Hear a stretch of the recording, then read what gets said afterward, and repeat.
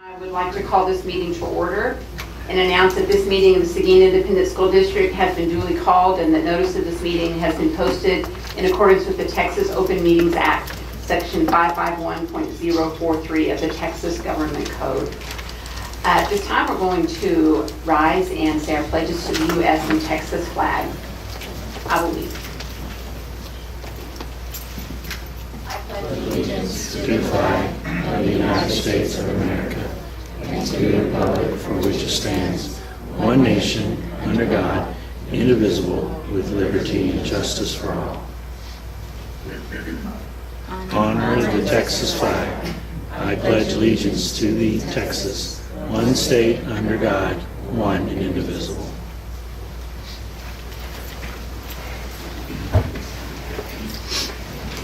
We'll take a bit of time for a moment of silence.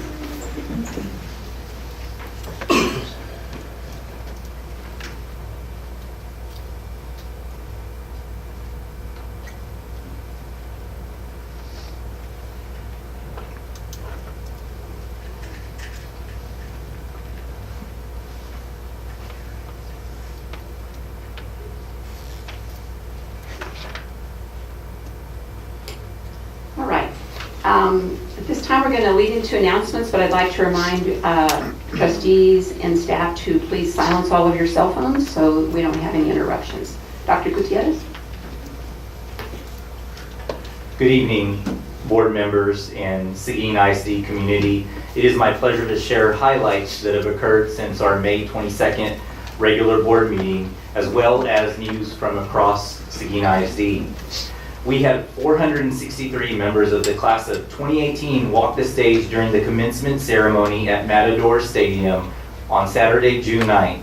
Collectively, these students were offered more than $5 million in scholarships compared to the $2.2 million awarded to the class of 2017. 31 of these graduates also earned an associate's degree from St. Philip's College during their 4-year tenure at Seguin High School. I'm extremely proud of all of our graduates and grateful for the opportunity that I had to be part of that very special night.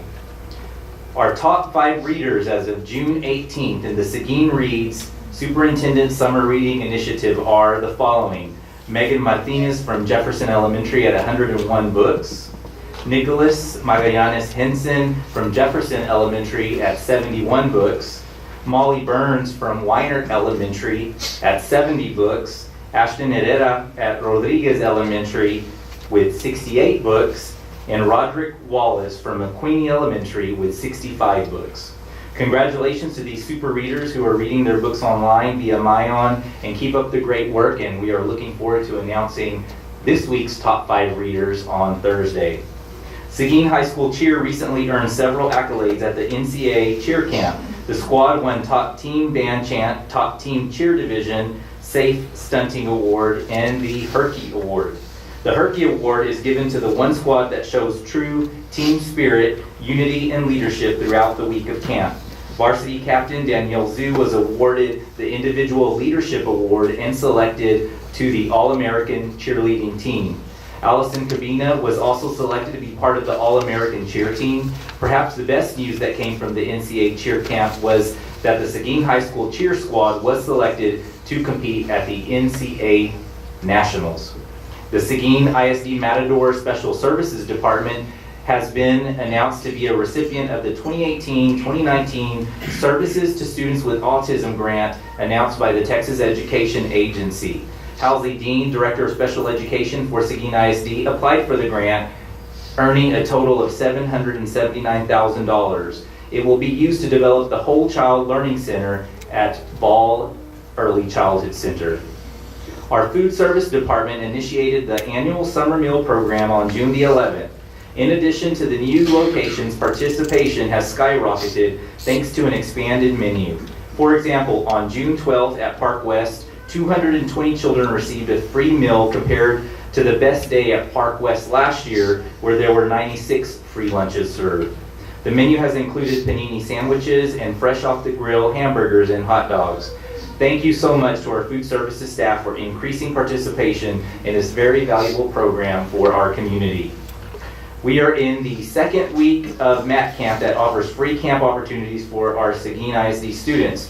One group is currently in West Texas on a true camping trip, having trekked 8.5 miles round trip yesterday to an altitude of 8,749 feet at the top of Guadalupe Peak.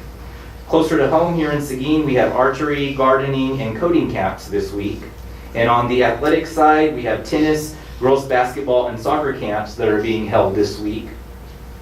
Just a reminder that our administrative offices will be closed July 2nd through 6th for 4th of July week, and we will reopen on July the 9th.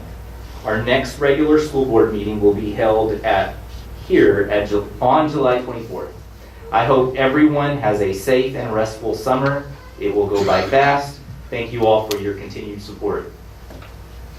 Thank you, Dr. Gutierrez. And a bit of a short summer this summer as well.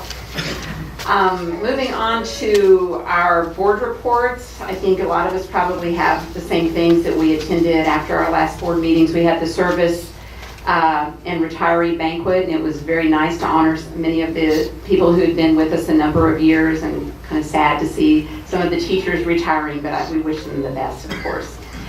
We had our second decision day over at Seguin High School, and I just want to say that it's really a great ceremony that we have there, and I think the students are excited about it, and I think the parents, that's about the time the senior parents, the excitement kicks in. They start to realize that this is really happening. Of course, we had our percussion concert the last week of May. We had our Celebration of Excellence recognition from the Seguin Education Foundation, where the top 10% of our seniors select a hero and they honor that hero. I also was able to visit the choir concert, and I was really pleased to see how far the choir had come this year. It was a very pleasant concert, and I enjoyed it immensely. And of course, graduation. So congratulations to all of the graduates and their families. Mr. Holt.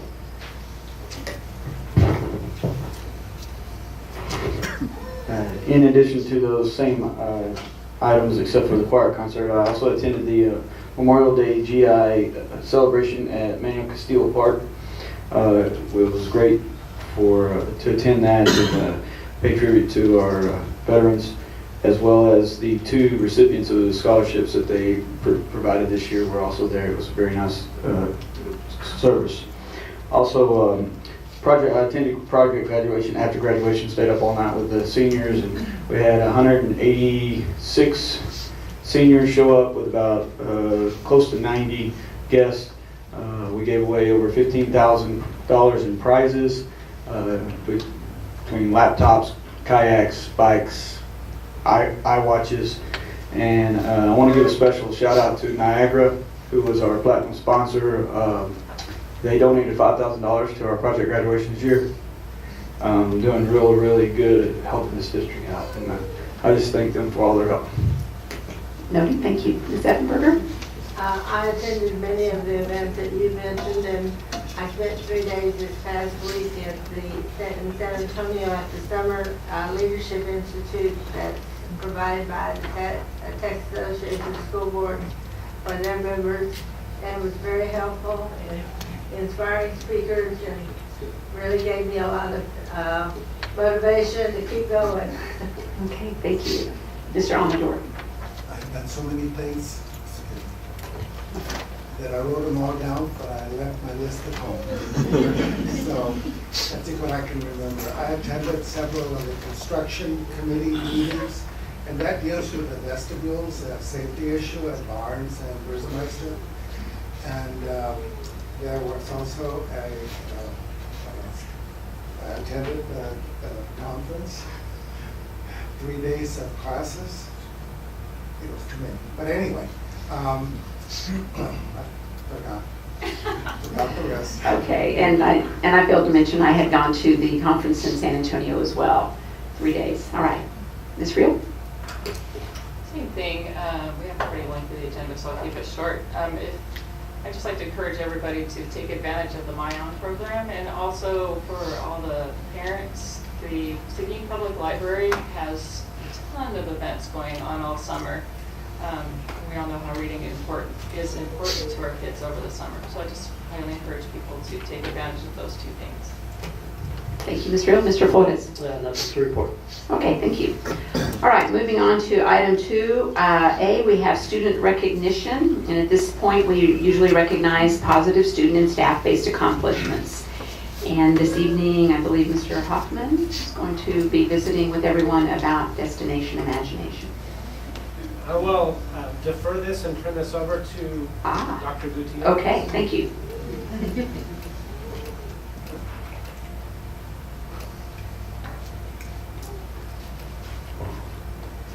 Move this so I'm talking to the board and the audience at the same time. In keeping with the very rich tradition of Seguin ISD's Destination Imagination, tonight we would like to recognize the Seguin ISD students on the 4 teams that competed at Destination Imagination Global Competition. These students qualified at state competition in Arlington for the global event that was held on May 22nd to May 26th in Knoxville, Tennessee. I had the unique honor and privilege to be able to see some of these students compete at the state level, and I was completely blown away at the talent that these students have to be able to put their creative and innovative minds together to create these amazing products and performances. So I feel like I am able to be a stronger supporter of Destination Imagination just because of that experience. And I know that we're going to continue to uphold that tradition of excellence within Destination Imagination. And what makes me even more proud is looking at some very larger school districts around us that sent either the same number or fewer teams. So this certainly says a lot about the potential that our students have that we need to continue to tap into. So I am very proud of these students. Countless hours of preparation, practice, travel time, family, and community support were the key ingredients for another successful year. And I really do have to attribute a lot of their success to their parents' dedication, because they had to commit a lot of time, in many cases a lot of space, for their projects in order to make this happen. First off, I'm going to recognize the Weinert Elementary School 6 Fighting Matadors team. They took 8th in the Central Challenge and 17th overall out of the 90 teams in the Fine Arts Challenge category. This is the first Seguin ISD 3rd grade team to reach the global tournament. So that is the first time ever 3rd grade team to make it to nationals. I know we had to process that for a minute. So do we have the 3rd grade team present? They're either playing sports or on vacation. Okay, I thought so. I know there were some conflicts. I just wanted to make sure that if there was one here that we recognize them. The team members include Court Conway, Lainey McCown, August Panozzo, and Caleb Pate, and Griffin Waffle. Those are the 3rd graders who made it tonight.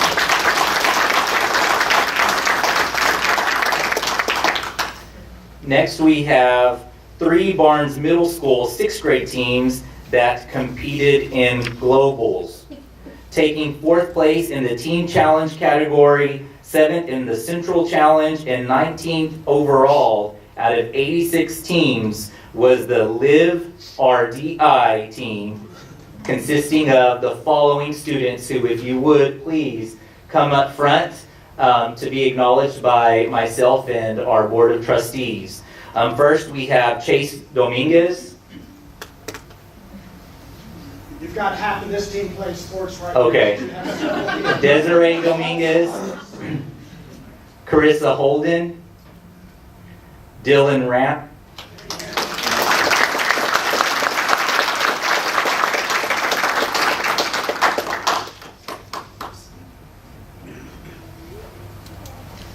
and Chandler Stevenson.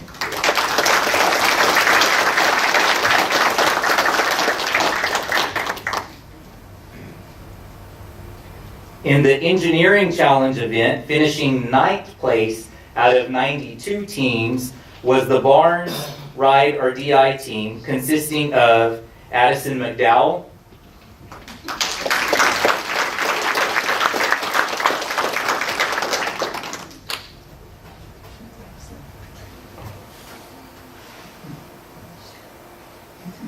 McKenna Phillips,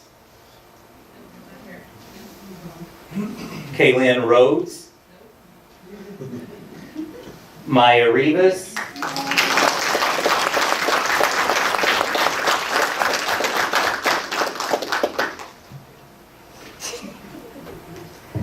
and Elizabeth Suarez. Congratulations to this team.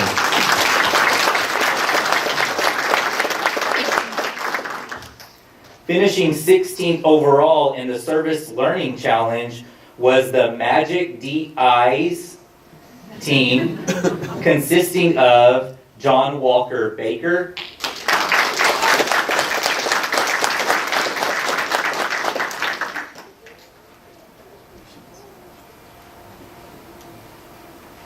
Jolena Fogg,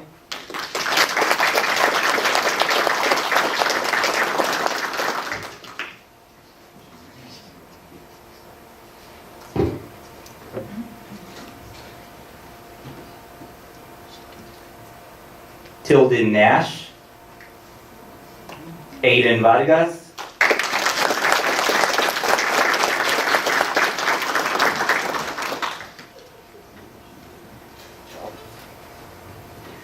Sofia Vela,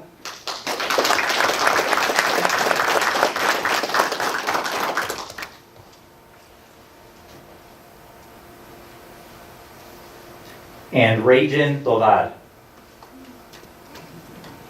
Again, congratulations to these students and their team managers for achieving at such a high level.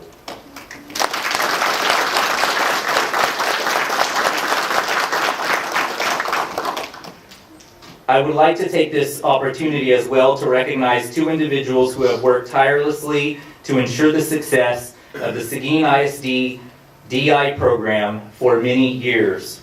Coordinators Pam Krippner and Michael Olstad.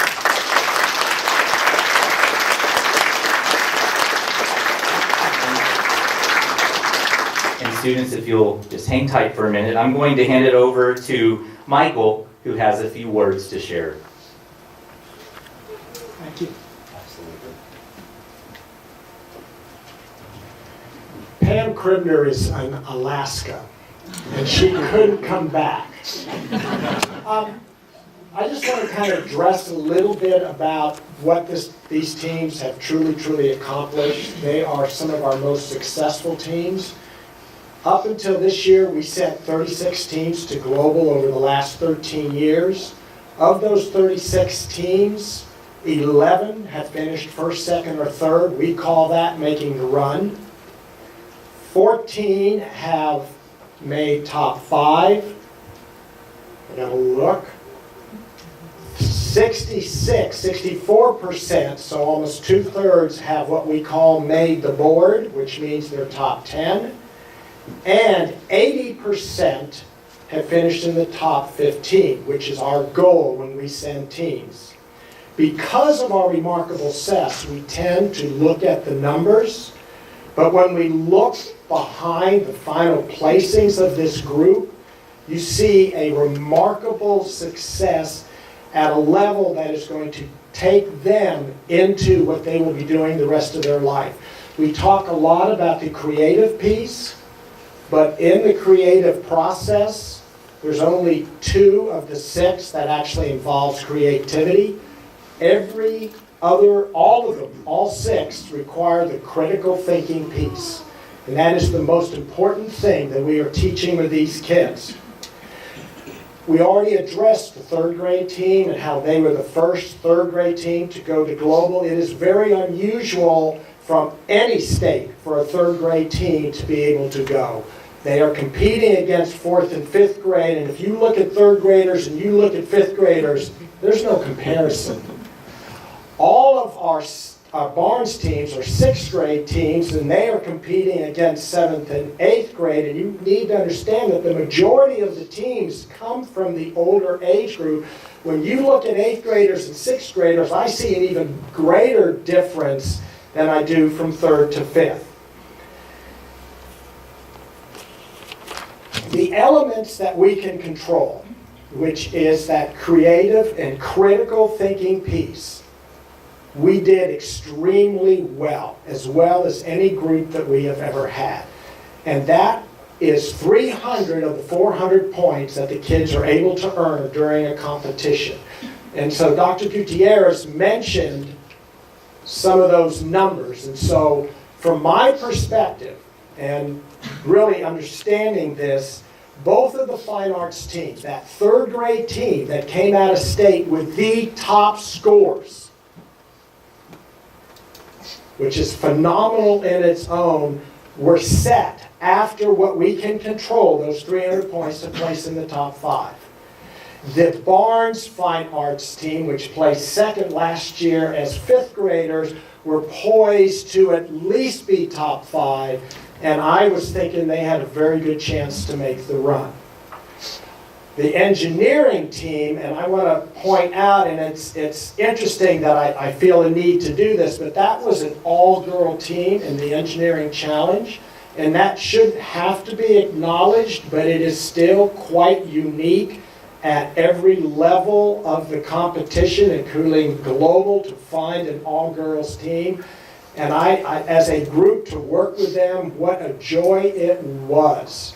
And finally, the service learning team, they were not really anticipating having the opportunity to go to global, and when they found out that they were going to get to, they made some wonderful adjustments. There were teams coming from Texas, several, that placed higher than they did. At global, they took a lot of those teams back because of adjustments that they made, and they finished 1 out of that 15th place.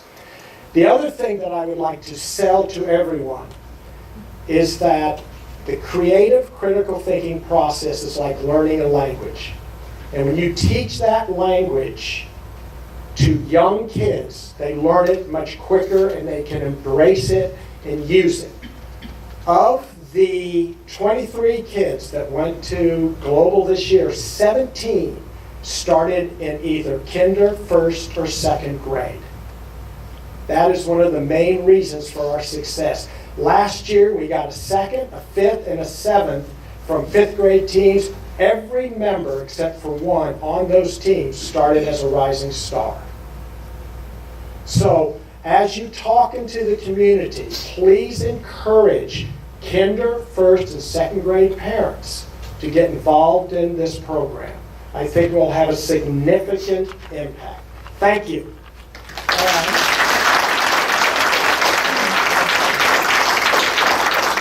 Oh, Nico, my bad. Trustees, would you like to come forward for a quick? So,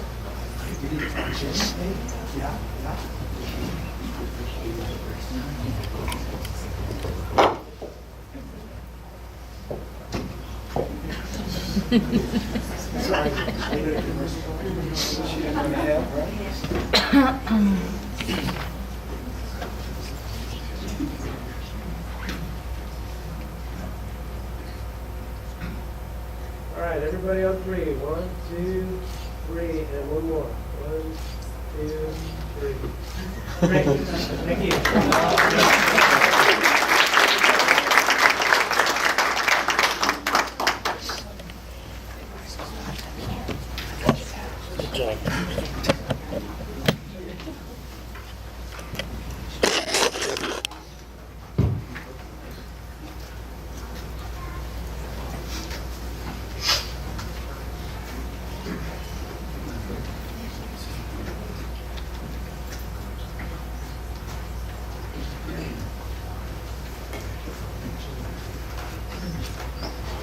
That's pretty amazing. Okay, moving on to item 2B, we have our Matador Award of Excellence. We do this every quarter. This is the 3rd quarter, and I believe Ms. Whitman is going to lead us and let us know who our awardee is this evening. Yes, good evening, Board President Cindy Thomas-Jimenez, Superintendent Gutierrez, members of the board. This is our third quarter Matador Award of Excellence. We have 3 outstanding individuals that we would like to brag on a little bit and let them come forward with their supervisor and let the supervisor tell you why they were selected. I can tell you they're 3 amazing, dedicated individuals. The first we have with our youngest Matadors, our secretary, Ms. Cindy Kramer, and her supervisor, Principal Laura Flack.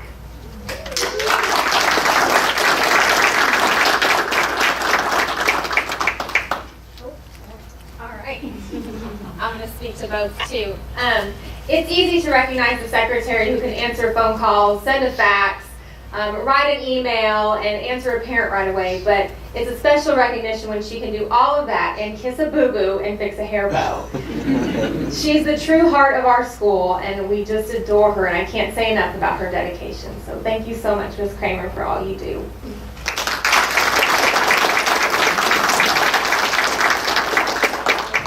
And I'd like to add, Ms. Kramer is our first employee that has received this recognition twice with 2 different supervisors, so it says a lot about what she does. Next, we have Mr. Juan Garza, who is our custodian at Oak Park Mall, and his supervisor, Mr. Bo Gonzalez.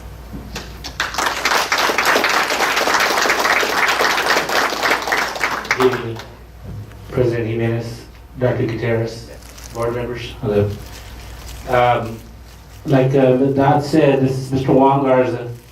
It's been a privilege for working with you ever since you started. I mean, you've just been here since 2017, I believe, or so. But every day, it's always an honor and a pleasure to see you.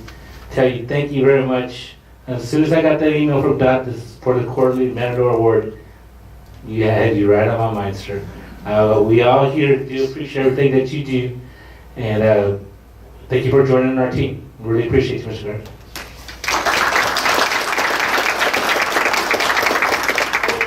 When we started at Oak Park Mall, a lot of our employees in the offices came around and said, "Who is our new custodian? Oh my gosh, we've seen such a difference on how the building looks and the offices look." So you're not going anywhere, Mr. Garza. And last but certainly not least, a very long time dear employee at our transportation department, Ms. Cookie Schultz, and her supervisor, Fire Rigby.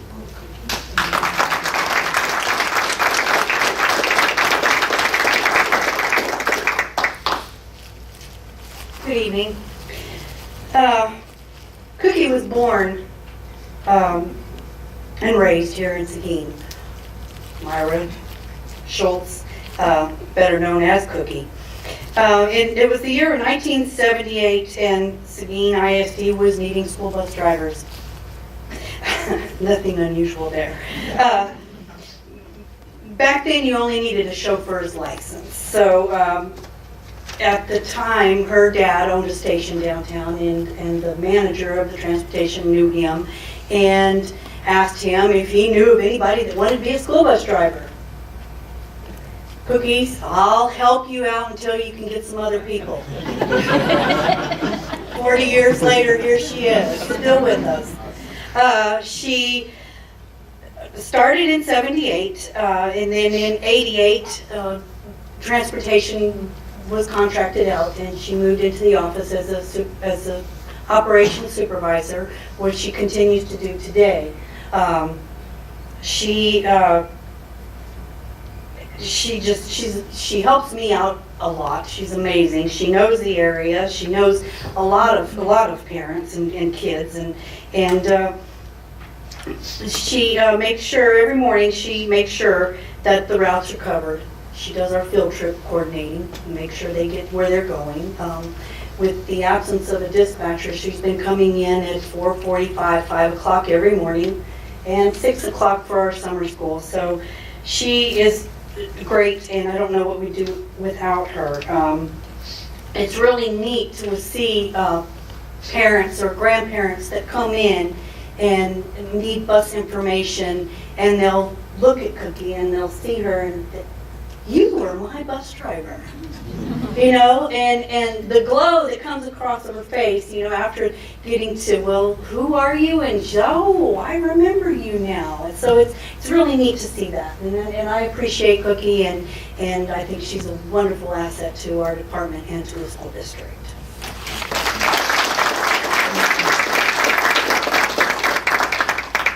We thank all of you tonight for coming, and Mr. Sean Hoffman has taken a group photo so you can be part of our website for tomorrow. Thank you, guys. Congratulations. Thank you, Ms. Kramer, Mr. Garza, and Ms. Schultz. We appreciate your dedication to the district. All right, moving on to item 3, which is the audience with the board. We do designate a time for audience participation at the beginning of each meeting to hear persons who desire to make comments in accordance with board policy BED local. Those wishing to speak shall sign up before the meeting and stating the concern or noting the agenda item they wish to address. Participation is limited to 5 minutes. An audience of more than 5 persons shall appoint a representative, and the board shall not deliberate any subject that is not on the posted agenda. We do have one individual who has signed up to speak to us this evening. That's Mr. Mike Barrow, and he would like to speak with us about RTI. Mr. Barrow. Good evening, Board President Hernandez, board members, Superintendent Gutierrez. My name is Mike Barrow. I live in Barbara's district, District 5. I've lived there since 1989. My 2 sons went through Seguin ISD, and they graduated Seguin High School in 2000 and 2007. Since I retired in 2010, I've attended school board meetings regularly. Many times when there were only 1 or 2 members of the public present. Sometimes it was Barbara before she got on the school board. We're the only 2 here. I'm here to talk about RTI, but I want to say that I am a big supporter of public schools. I realize that the state funding for public education has been declining as a percentage of total funding. There are people out there who want charter schools, who want vouchers, who want the public schools to fail. I do not want that. I'm a big believer in public education. I'm a big believer in this board. I'm very happy that you have community and schools. I think you've vastly improved the ability to see what's in the agendas. You have all of the packet information posted. I even read a book. I have a signed copy here from Dr. Gutierrez. Signed up for a lot of the Twitter accounts, the following on the campuses. And I can say that there has been an effort to create a positive climate, elevate energy and focus. You can see that in the tweets. And so, I'm not an enemy. But why am I here? What's my beef? Okay. Basically, it's a efficient use of taxpayer money. And in relation to the RTI program, this is my beef. And it's based on what I've learned attending a lot of school board meetings, and also public information requests that I made from the district to obtain the purchase orders or the expenses with Region 13 for the last 5 years, starting in 2013. And then also the expenses of the trip to Iowa that was made by the RTI committee in May of this year. So, in 2013, Seguin ISD, I think, made a vigorous effort to get the RTI program started. They had on-site training with Region 13, and in 2014-15, they had 36 days of on-site training. And I have the sign-up sheets and attendance records, committee sign-ups, just to show you it's not blank pages. And also to get some use out of my $110 it costs for these. So you can see there was a real effort to push this down into all of the areas. Math teachers, English language arts, the discipline. They even had a subcommittee on forms and instructions. And they were active subcommittees that had members from 6 to 7 members who met. So I thought it had a very good start, but apparently, for whatever reason, I say the program languished, or it atrophied, or it ran out of gas. The thesaurus didn't have any other words for that. But for whatever reason, it kind of stalled.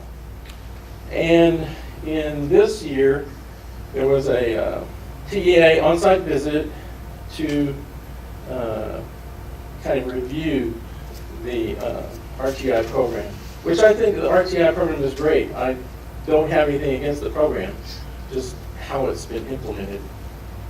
But I think as a result of that on-site review, there was and they don't make those on-site reviews of something just because they want to say howdy. They usually come because they found some deficiencies in it. And I think that triggered this trip to Iowa, where 7 newly appointed members of the RTI team were kind of shuffled off to Iowa for a 2.5-day seminar at a cost of over $16,000. I don't think that the trip was extravagant in any way. The accommodations were reasonable. The airfares were reasonable. Meals were reasonable. But my problem is the fact that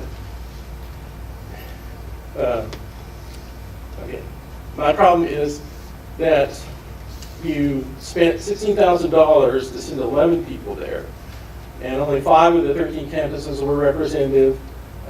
probably 6 members of that team have been with the school district less than a year. I just don't think it was a good use of funds based on that. So I would suggest that in the future, you may have a policy where you want to approve out-of-state travel for anyone in the district. The county does that. If you want to travel out-of-state, it's on their agenda, they vote on it. What we want to do, and I would expect if you had a policy like that, that one of you would have said, hey, do we need to send 11 people? How about 2? So I think that money should have been spent on something with on-site training to push those resources down to a lower level. Okay. So, thank you. Thank you, Mr. Barrow. Appreciate your comments. All right, moving on to item 4A, we have a report on an overview, I guess, of the DEIC process. Mr. Schmidt, as well as Ms. Gordon, are you coming up as well? I'm sorry to put you on the spot.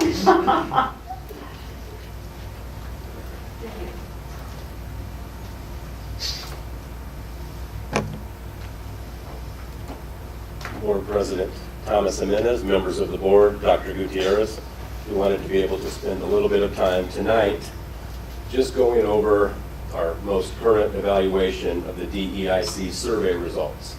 The DEIC is the District Education Improvement Council, and we meet monthly to work on school improvement. We really take a look closely at the District Improvement Plan, which also is something that all of our campuses use in their campus improvement plans. We really want that to resemble what we do at the district level, and we really want that also to be reflective of the strategic plan that we just met in December prior to getting passed in March. So we actually spent some time going through and asking the members of the DEIC, really the good, the bad, and the ugly, what they thought about this in order to be able to get some feedback. We had about 22 members respond, and we asked some pretty poignant questions about how the process was working. Anything you'd like to add? Just that we'd like to use these results to improve our DEIC procedures for the next year. So there were some things that came out that we'll share with you momentarily, that it gives us room to grow. Okay, so there is a few slides here coming up, and they're really color-coded, just to kind of, so you can see. Blue is going to be strongly disagree, all the way down through the purple, which is going to be strongly agree. So we really wanted to know, first of all, to make sure, is this a cross-section or a representative sampling of the district? 2/3 of the membership is comprised of district teachers. We have community members, parents, business people, and such. So we were pretty happy as we went through, really started taking a look and adding up the purple, adding up the green, taking a look at the neutral there as well. So you can see the results there. Second question related to understanding of the purpose.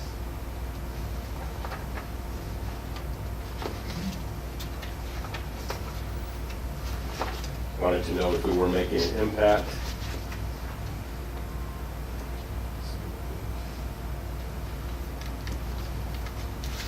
Started talking about the district improvement plan and one of the chief functions, asking the members, did we assist with that?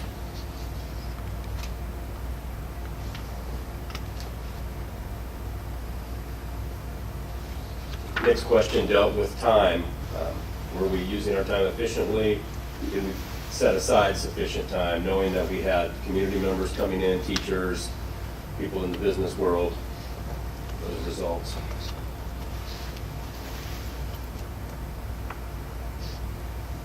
Wanted to make sure that we were addressing relevant issues, so we asked about that.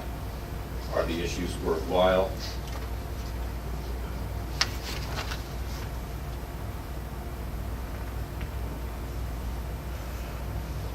Also really wanted to make sure that it was a broad sampling.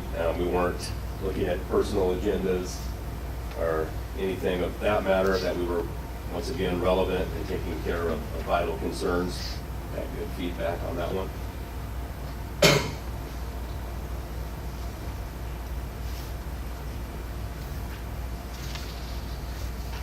Asked the people personally, did they feel like they were valued? You don't want to sit on a committee if your voice isn't heard. So, decent feedback there.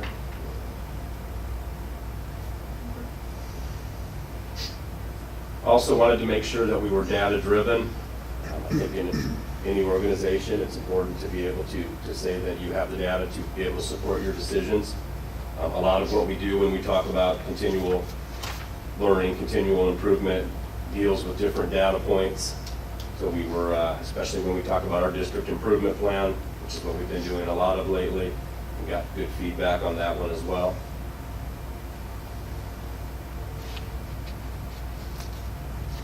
Got really good feedback on this. Basically, we meet on pretty much from 4:15 to 5:30. It's difficult to find a time when you're looking at teachers across grade levels and parents, and really wanted to kind of see, and that's one that we continue to look at, what would be more effective, are there other things that we can do to help support our work. And the DEIC chair, how were meetings facilitated, got good feedback there.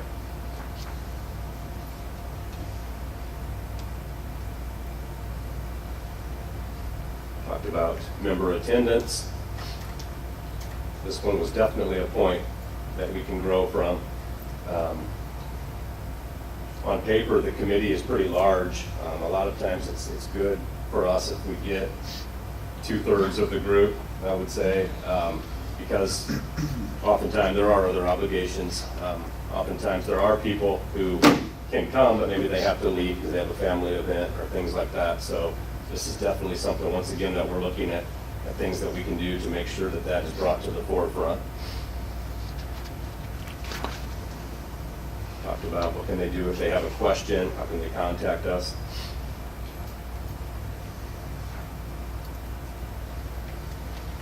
Wanted to know how collaborative we were. wanted to know really what type of climate or what type of culture we were building, and got good feedback. Looks like we did have one person that strongly disagreed with everything. I don't know if you've noticed that pattern. All right, let's put it out there. A couple of the comments that we got, the feedback, there, and you can see that. I'm not going to read it to you, but it did really kind of deal with how can we be efficient and how can we make the most out of our time together. And we've talked about trying to go later. We've talked about when we do meeting for a longer time. It's just one of those things. We've done it where we've given ourselves homework, and we've used technology to kind of help us. We've met individually. A lot of times we'll have different subcommittees that will work, take on different domains, and something that we continue to work through. And I know that Cindy has done this for a while. I don't know if there's any changes that you've seen or anything that you would like to add. Not really. I think that we do struggle with attendance. We do need to grow there to make sure that we have that we maximize the members on the committee. We try very hard to make them feel like their voice is valued to us, because it is. And so therefore, when we have meetings, we try not to make them just dull presentations, because a lot of it is just school business. So we try to make it relevant to them and have forums so that they can participate and provide us with feedback. And I think that we've done a better job at that this year, and I think that our attendance has spiked a little bit this year, but we do have room to grow. We did talk about these two statements at the last meeting, and as far as the first one, difficult for some people to get there on time. We brought up, do we need to change the meeting time? Do we need to move it back to 4:30? Or do we need to move it up to 4 o'clock? And the general consensus at our last meeting was, let's just keep it as it is, as long as people understand that sometimes they have meetings that cause them to be late, and sometimes they have family obligations that cause them to leave early. And then as far as not enough time to cover everything, we talked about ways to perhaps give them some preview of information. You know, maybe we could send the agenda out earlier, the minutes out earlier, so that we don't take meeting time away looking over that, and then when we get there, we can just jump right into business. And the members at the last meeting seem to be receptive to those ideas. Mr. Hall? You had 21 responses. What's the total count of members of this committee? I believe there's 44. 44? Maybe 45. It's in the 40s. So yes, we had about 50% of attendance on this survey. And this was emailed out to everybody on the committee. I know that you said 2/3 of them are district employees, but the other third is, of course, from the community. And I know that they've got a lot going on. It's hard to attend, but I appreciate what y'all do. I know that y'all bring us a lot of information, and the input from the community is valued, and we need to make sure they're aware of that, as well as the staff. And if there's anything we can do as a board to help with that, please let us know. Yes, ma'am. I was wondering, how are the committee members chosen? Are they volunteer for this, or what? You may have said this, but I missed it.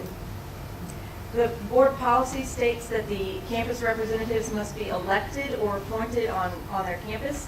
So every campus has 2 members that are members, and they should be elected on their campus. I know that sometimes they are maybe voluntold by their committees, but they do come. So those are elected. The community members, the business members, and the parents, we've really struggled to get those members in the past. So what I did this year is I reached out to Kitty Gravitt at the Chamber of Commerce, and I asked her to see if she could recommend some people for us, and she did. And so I sent them invitations, and we had a good turnout with those. And how often do you meet? We meet monthly, and They serve for a staggered 2-year term, so we always have some veterans there to be able to help with the process. Any other questions? The only slide that kind of made me stop and think was the one about the purpose. They're not clear on their purpose. So I know I served on that committee many years ago, and I was in the same boat. I was like wondering, why am I here? What are we doing? It seemed there was a lot of data presented, as you mentioned. There's a lot of school business. So, so next year, just let us know if we can do anything to help you out with reaching out to some of these people, or if you need new names. I think that was a great idea to reach out to the chamber. Congratulations. So, all right, thank y'all. Thank you. Thank you. Appreciate it. Okay, moving on to item 4B, we have our spring 2018 STAR and STAR EOC results. Mr. Schmidt? Okay, we're just going to continue right on here. We did receive the preliminary STAR information. I'm going to present this to you at this time, pretty much from the lens of where the district, how we fared from last year to this year. As you know, we're looking for growth. Progress is progress, and that's what we want to see. So without further ado, this gives a little bit of background information, just tells when the tests took place. This is preliminary data, and by that means this does include students who may be filtered out due to the fact that they were not at Seguin ISD after the PEAMS snapshot date at the end of October. This truly is all kids. So it could change a little bit, just to let you know. It does contain both paper and online versions. There are a couple of other things that we're still looking at, which makes it preliminary as far as the online testing that happened. There was another glitch this year. Some students were identified as their tests were in the group of students that the glitch occurred, so they're looking to see how are these students going to be factored in for accountability. Also, the data source does come from the 2017 and 18 ETS summary reports. So starting by subject here, looking at reading, there's grade 3, a nice 4% change. We were very excited about that. We got that information out a little bit before with the SSI grades, thinking we see a pattern here. Then we got the other results. We got grade 4. We realized that there's a little bit of work to do here in grade 4. Grade 5, it's a nice 4% gain. Going down the line, you can see the rest there. So that was reading. English 1 and English 2 at the 9th and 10th grade levels, we had no growth. So I don't know if we should have colored it green or not, guys, but it ended up being green there. So coming at math, some nice gains in math. Once again, the pattern that you are already starting to see is that we had that grade 4. We fell back in grade 4. Nice gains in grade 6, especially when you look at the fact that we have a couple of different campuses that are combining for that. So, and then going to the high school level, we did have a minor setback.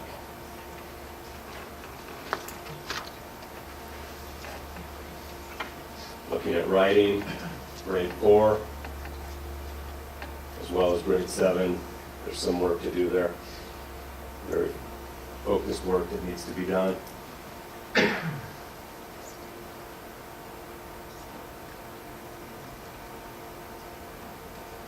Some nice gains in elementary and middle school science. And then a slight dip again at the high school level.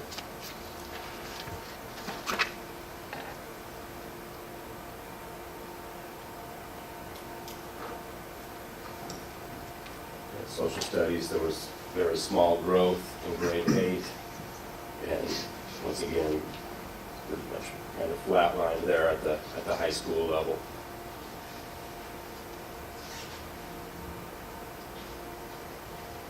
So that is the district data, really from the big view, from looking at it from the district lens. So, are there any questions? I'd like to start by saying that after we received the preliminary data, and then communicated with the board. We did call our campus administrators to come and meet with us just to be able to give an overview. And there were certainly areas to celebrate on each campus, and so we took the time to celebrate. And we all acknowledged that there were certainly some disappointments that we all had in certain areas, some more areas than others. And we had some very frank conversations and some real conversations. But what this is going to do is really help us be able to focus, be more laser focused next year. Of course, coming in August 1, all plans were already in place, coming in as the new superintendent with new teacher training, when the teachers returned from summer. The curriculum team, most of them started in September, October, so things just continued as is.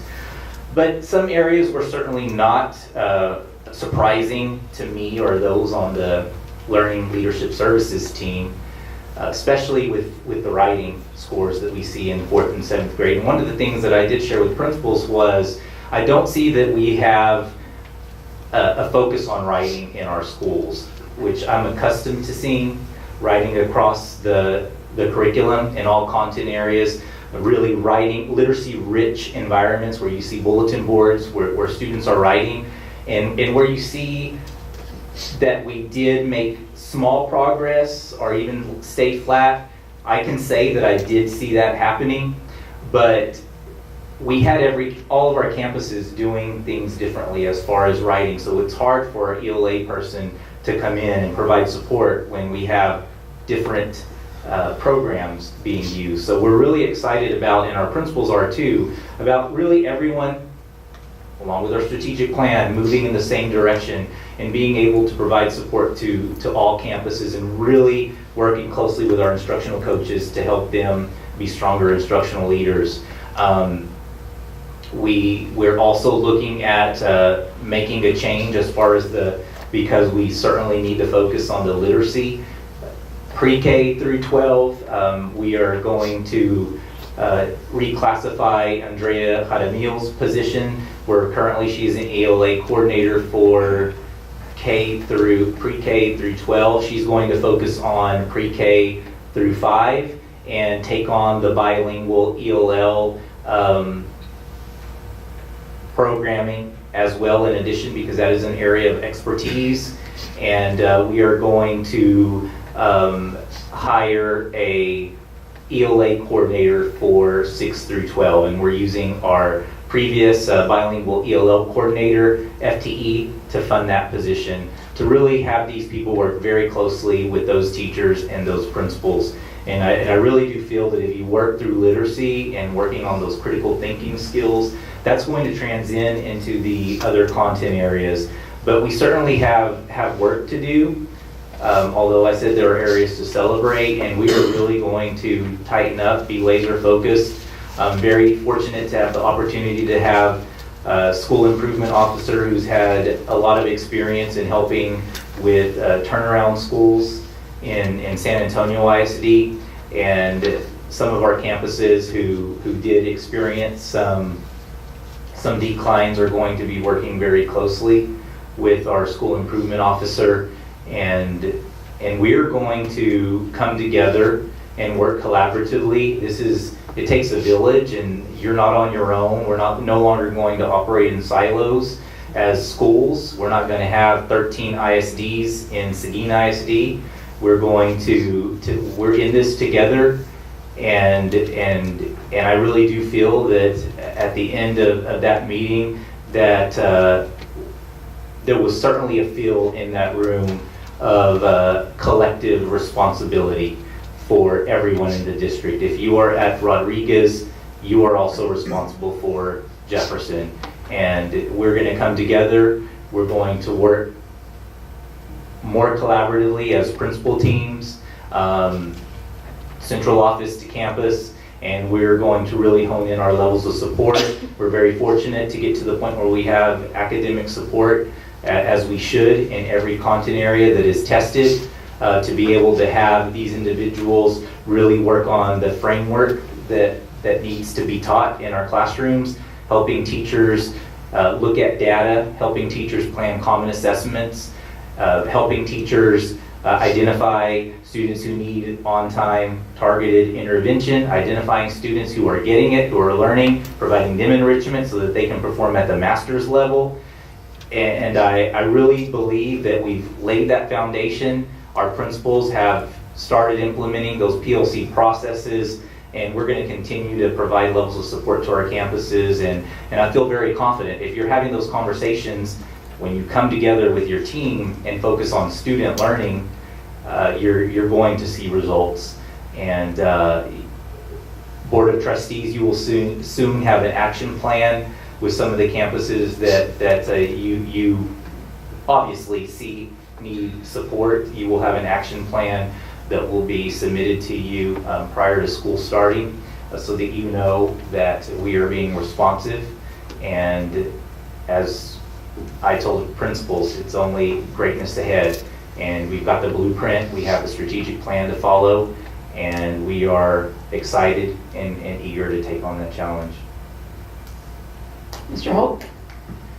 Thank you, Dr. Gutierrez, for that information. I know you shared that with us via email as well, some information like that. And the action plan that you spoke of, my only suggestion as well is to keep us apprised on how that plan is going as well. I know you told us, and I'm sure you have that plan to come back and give us feedback as that action plan is in place. I think Mr. Burrow spoke about RTI, and I think that's a big part of it too. And I know you've got some new people involved in RTI.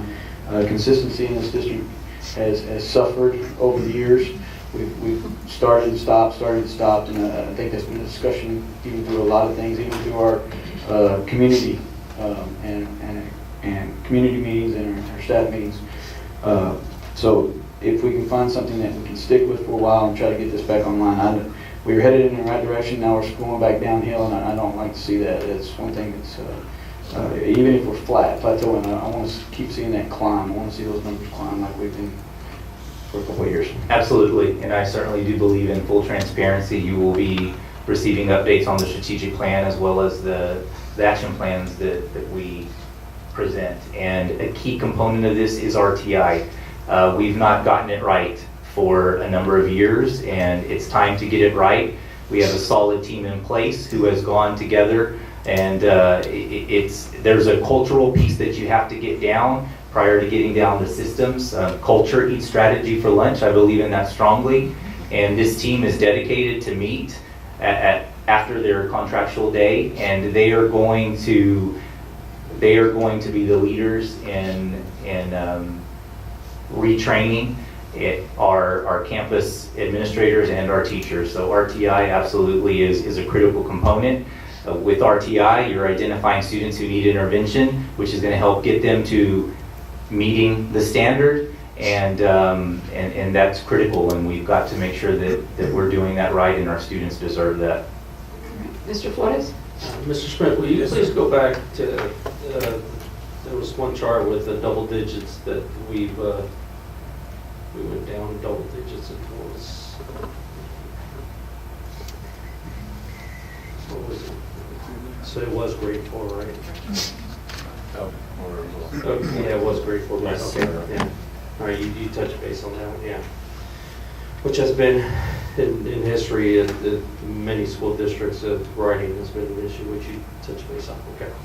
Right. That's what I thought it was. I just wasn't sure if that was writing. Thank you.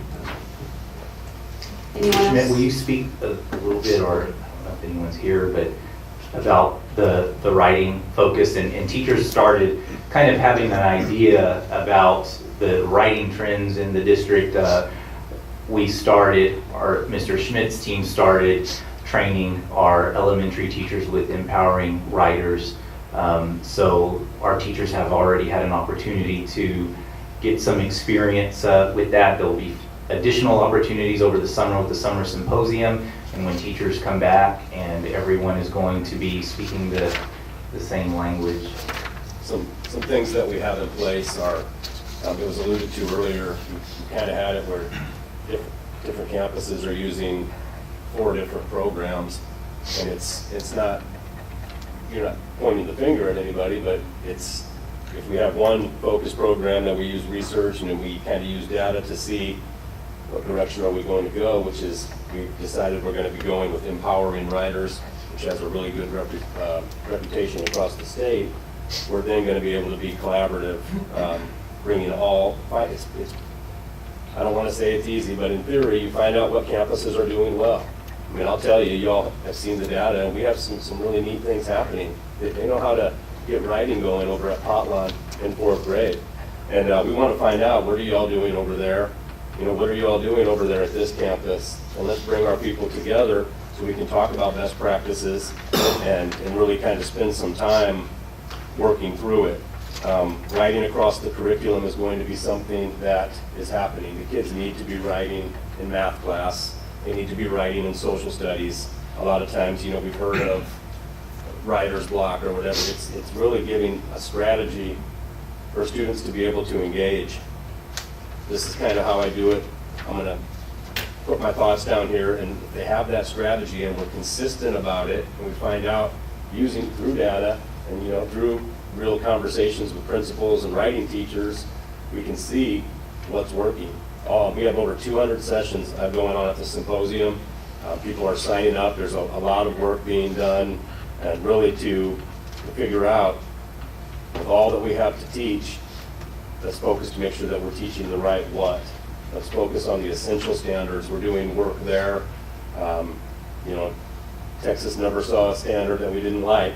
That's kind of a saying across the country, or, you know, when you go to these different and you hear people speak, we need to figure out if something hasn't been tested in 6 years, and it's only been tested once in 15 years, we don't need to spend 2 weeks on this piece of information. Let's learn it, let's factor it through in context, let's review it towards the end, and let's move on. Let's get the kids writing. And simply also helping teachers just understand the essential standards. What are the most powerful standards that our students need to know? And what we're finding is our teachers have not undergone that training. To understand how to unpack a standard, because there are verbs that students need to understand within a standard, and so there's going to be extensive training for teachers over the summer as well to help them be able to, what we call, unpack the standard and be able to then go back to their campuses with their PLCs, their teams, and be able to do that, and also build the capacity on a weekly basis with our instructional coaches and academic deans, so that they can actively participate and facilitate those conversations on the campuses. It's not a Band-Aid either. I wanted to say that there are We've got to do something, because, I mean, it's obviously very disturbing that one of half of our children, they're failing. And it's very disturbing. You know, we went down 10% last year. You know, it's bad. I mean, as bad as it is, 64%, it's still a bad number from last year. And then, you know, this year, you know, we're telling a 4th grader, you know, every other child, you're not going to pass your test. So we have a lot of work to do, and it's like you identified. If you have a program that's working in Potlawn, then we need to expect all the other campuses to follow along. If it works, then we need to implement that across the campuses and provide. Dr. Gutierrez, if you know, if there's more funding that we need to provide, you know, your the resources for your staff, then by all means, we'll do it. We need to do it, because we're going to continue to play catch up. And I think we've preached that a number of years for every administration that's been through here, and it's you know, our product are these kids, and we got to do something, and it's just very disturbing. And we will, and it started with the investment in professional learning that y'all made just shortly after I came in, and again, you'll see as when you're approving the budget that I'm asking for those dollars again, and I strongly believe that in order to be the best, we have to see the best, and sometimes that's outside of the San Antonio, Austin area. And so if it means that we've got to go see a school in Dallas, we need to go see a school in Dallas. If it means that we need to go to Florida to the Model Schools Conference, which we are sending a team of principals and teachers to go in June, then we need to go and hear from these high-performing schools, learn what they're doing, come back, put it into practice, because what we can't, we've got to do things differently. We cannot continue to do the same. And relying on Region 20, relying on Region 13. There's more out there beyond Region 20 and Region 13. And so I want to thank y'all for the commitment to professional learning. I'm receiving so much positive feedback on the PLC conference that I was able to take principals to over the summer. Principals are traveling with teams of teachers, and they are just on fire, just as we were when we came back from PLCs at Work in San Antonio. But without providing our teachers these experiences that other school districts like a Round Rock and a Northside and a Plano are providing, we're never going to make change. We're never going to grow. And I'm committed, so long as I'm here in Seguin ISD, to making sure that I am providing the absolute best learning experiences for our people while I'm here. If I'm facilitating the learning, if it means that I'm taking the team somewhere to learn. But in order to change, we have to change our practices. And I'm already seeing a difference at some of the campuses with some of those principals who have come back from November and win 100-0. Principals have already been able to, several principals have been able to take teams of teachers to Solution Trees PLCs at Work, and they have a beautiful game plan in place to where they're going to be able to facilitate those conversations with teacher teams. And that's, it sounds so simple, but it's not, because educators, I have to admit, we're all resistant to change and doing it, and to ask teachers to do something different, to change a practice that they've been doing for 10, 20, 30 years is hard. And you can't rely on just the principal going to a training. The more teachers that are able to experience that learning, that solution tree training, they are able to come back and and spread that message because they hear it firsthand with their teachers. That's why I believed in strongly taking all principals first, and it's a game changer. And campuses who implement PLCs with fidelity, if you look at high-performing schools, specifically Title I schools serving minority students of color, you're going to see that they may not be doing official PLCs, but they're going to have practices that are closely aligned to that. So we've got to get to the point to where teachers are talking about kids, talking about standards, talking about which standards students are not understanding, identifying just-in-time intervention that's taking place, students who are getting it, who are learning the standard, how are we going to increase their performance? Because we're held accountable for student growth, period, with approaches, meets, and masters. So that alone was a huge step, and you're not going to see a difference in year one. But providing these teachers and principals and hearing their stories about those experiences that they've never been able to attend these conferences. And now, after numbers of years, 20, even a 30-year person who is here in this room had an opportunity to go and just completely change the way that they viewed student learning. And I'm just appreciative of that opportunity that you have afforded our teachers and administrators. That was the first step. We have to commit. We're an organization of learning, and it starts with our teachers learning. All right, thank you. And I think I can speak for the whole board and say we're disappointed to see the little backward slide, as Mr. Holt put it, but it is encouraging to hear that you put so much thought into it along with your leadership team and your principals, and it does sound as though we are headed in the right direction.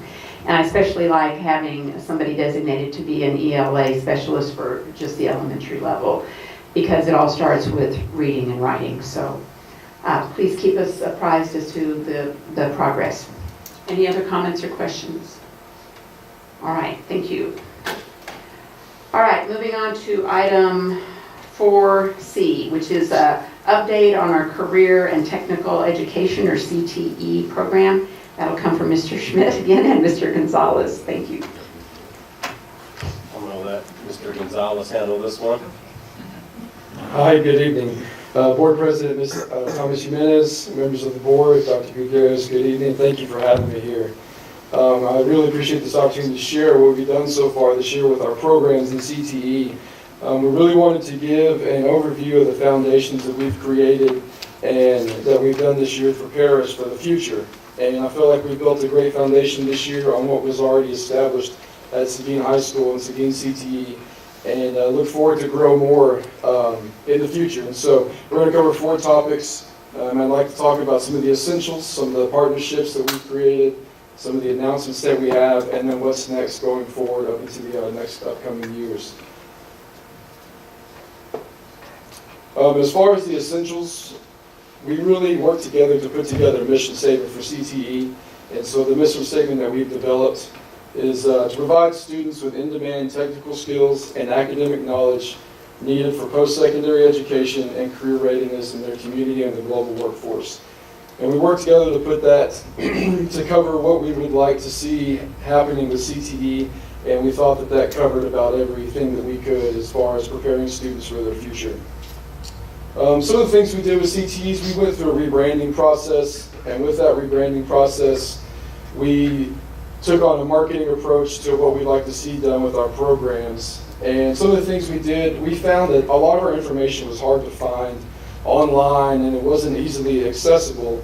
And so we updated our CTE website and we added it to our district page as well as to our high school page. And so now the CTE website can be accessed from our district homepage.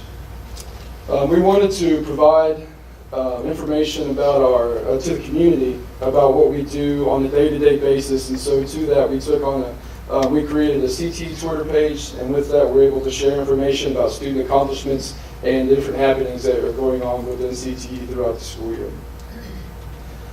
Other things we took a look at, we created course sequence information and course description materials, again adding more information about what we have to offer. Again, we found that it was really difficult to find information about what programs and what a great place Seguin CTE and Seguin ISD are.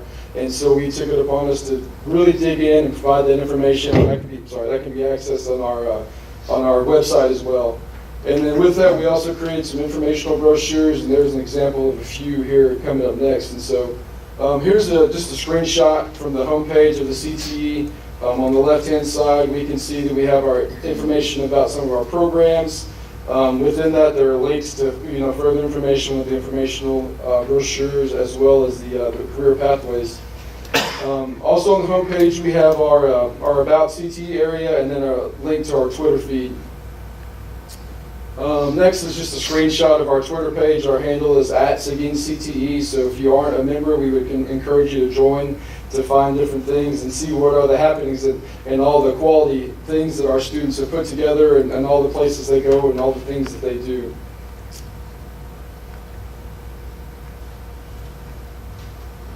This is an example of our career pathway, some of the informational piece where we really wanted to get the information out on what our programs are, and this is just a snapshot of our public service. Each one of our pathways has this informational piece, and it just shows you as a 9th grade student, 10th, 11th, 12th grade student, these are the classes that you would take under the public service pathway for education and training, cosmetology, and law enforcement. So we have that for our business classes, our information technology classes. For all of our pathways, there's this informational document here that you can find on our website as well.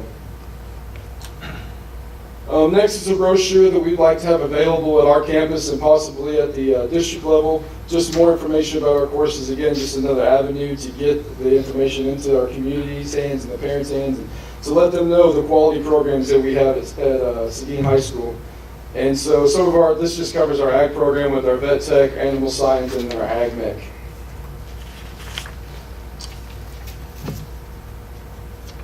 Our second part of our essentials, we really needed to do and look at the restructuring some of our courses. We found that some of our courses didn't fit into pathways. We had a wide array of things that we were offering that we really wanted to either find a way to put it into a pathway because we thought it was a great course, or not offer it anymore for the future because we felt like there are other opportunities that students could have. And so as we take a look at that, we organize course sequences based off of recommendations from the state and other districts. We updated our pathways to allow more flexibility for our students. We removed courses from our course catalog that did not fall within a given pathway. We restructured our pathways based on instructor feedback, working one-on-one with our teachers and what they felt was important going on now and in the future for our students. And then all of the updates have been reflected in the 2018-2019 course catalog. And then our third essential was to be able to provide and offer new course options for our students. And so in an effort to meet our industry demand and or the demand of our students, for our upcoming school year, we're offering these new courses, Money Matters, which is a financial literacy course, working through taxes, home mortgages, auto insurance, things of that sort. Human Resource Management, this is a semester course. This is going to touch on the soft skills piece, dealing with interviewing and creating resumes. Robotics 2, that's an additional course we've offered on our STEM pathway. Audio Video Production 2, Graphic Design 2, and Animation 2. These are the courses at the end of a lot of the pathways that we continue to build. Here are some of the courses that we decided that we would think that we would offer to benefit our students. Moving on now to some of the partnerships that we've created along the way throughout the school year. Connecting to our industry has been a significant added value to what we have with our students, and really getting them in the doors of our businesses and having them come to us has been a great opportunity for them. Where we are right now, we have, through CMC, they've given us the opportunity to work with having some of our students have tours there, not only our middle school students, but our high school students. They invited 20 of our students to the San Antonio Stock Show. They would like our AgMech students to have an opportunity to compete in the stock shows. They invited some of our students out. We have an opportunity to do that, as well as they contributed materials to our AgMech and our welding program, so they can use those materials to build a project for the AgMech show in the upcoming years. Next is with Alamo Group. We've met with Alamo Group. We've created a partnership where they're going to bring in their employees to our school, to our AgMech class, and they're going to work with the application process to some of the theory that we're teaching along the way. We're working towards putting together a year-long plan with them as far as what that's going to look like. We're really excited about that, to be able to give our students the opportunity from the professionals in the different aspects of what is covered in the Ag Mechanics course. And then GRMC, we've had students gain many opportunities, be exposed to many different careers in the healthcare pathway, and so we're excited about the future opportunities that we have with GRMC as well. Here, it's kind of hard to see up here, this is just a picture of us with our representatives from Alamo Group, as well as our instructors in our AgMech and our welding programs. And here are some of our students at the San Antonio Stock Show with our CMC representative and our welding instructors. And then here are some of our students on one of the healthcare tours at some of the hospitals. So that again is an exciting opportunity for them. And then lastly, another partnership that we're working with right now is Continental, to be able to provide internships and apprenticeships for our students through the CTTC and the Alamo Academies. So they'll go there, they'll have their college experience. Once they gain that college experience, they can take their summer internship, which hopefully will lead to an apprenticeship with Continental. And we appreciate the grant that they've given to us for our robotics program, and we're looking forward to working with them and excited about the future.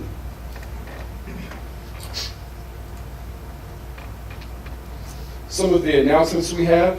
We'd like to talk a little bit about our community and some more opportunities and some of the success that we've had throughout the year.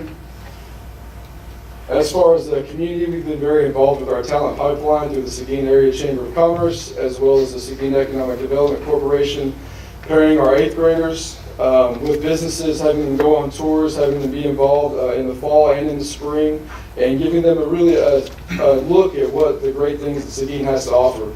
And so I think that's going to make a lot of changes for us at the high school, having them do that as an 8th grader and really understand what we have to offer at the high school leading into their careers after they graduate.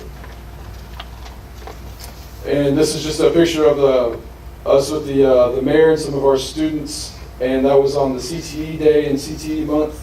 and then our badge for the Real Pathways tour that some of the students were able to be a part of. And moving on to some of the more of the events that we've had, we put on an event that we titled Charting Your Course. It was an all-day event during the day. It was for our middle school students, and our middle school students had the opportunity to come visit with us at the high school, check out all of our electives, see our CTE programs, really get in and see our vet tech shop, our lab, our different labs, our cosmetology studio, and you can't really sum up in words what it is unless you see it live. And so that really just blew some of those kids' minds away, and they're excited about seeing puppies and getting their hair done, and so that was a part of a lot of the excitement too. And then in the evening we held a session for our parents to come visit us and learn more about our programs, and we thought it was a success, something we'd like to continue on for the future. Another event that we had the opportunity to be a part of was the Seguin Career Day. And with the Career Day, we took high school seniors over at the CTTC Center, and they were able to visit with and meet different employers. We had a few students get jobs on the spot. We had a student that had never knew what the CTT Center was, got back to the high school the next week, and got certified as a welder, and he's now a student at CTTC. So, just having that opportunity and that exposure is just being in the world to some of these kids. So. Some of the other opportunities we've had with the experience, we've had the opportunity to bring different people in to show students and give them the real world hands-on experience. And the first example here, it's a little hard to see up there, but it's a welding simulator. It's a video of a welding simulator that we had brought in where students are actually able to practice a weld on the simulator, and to try to produce the sound and the quality of what an actual welder was, and actually being on a welding machine. Here's the video here.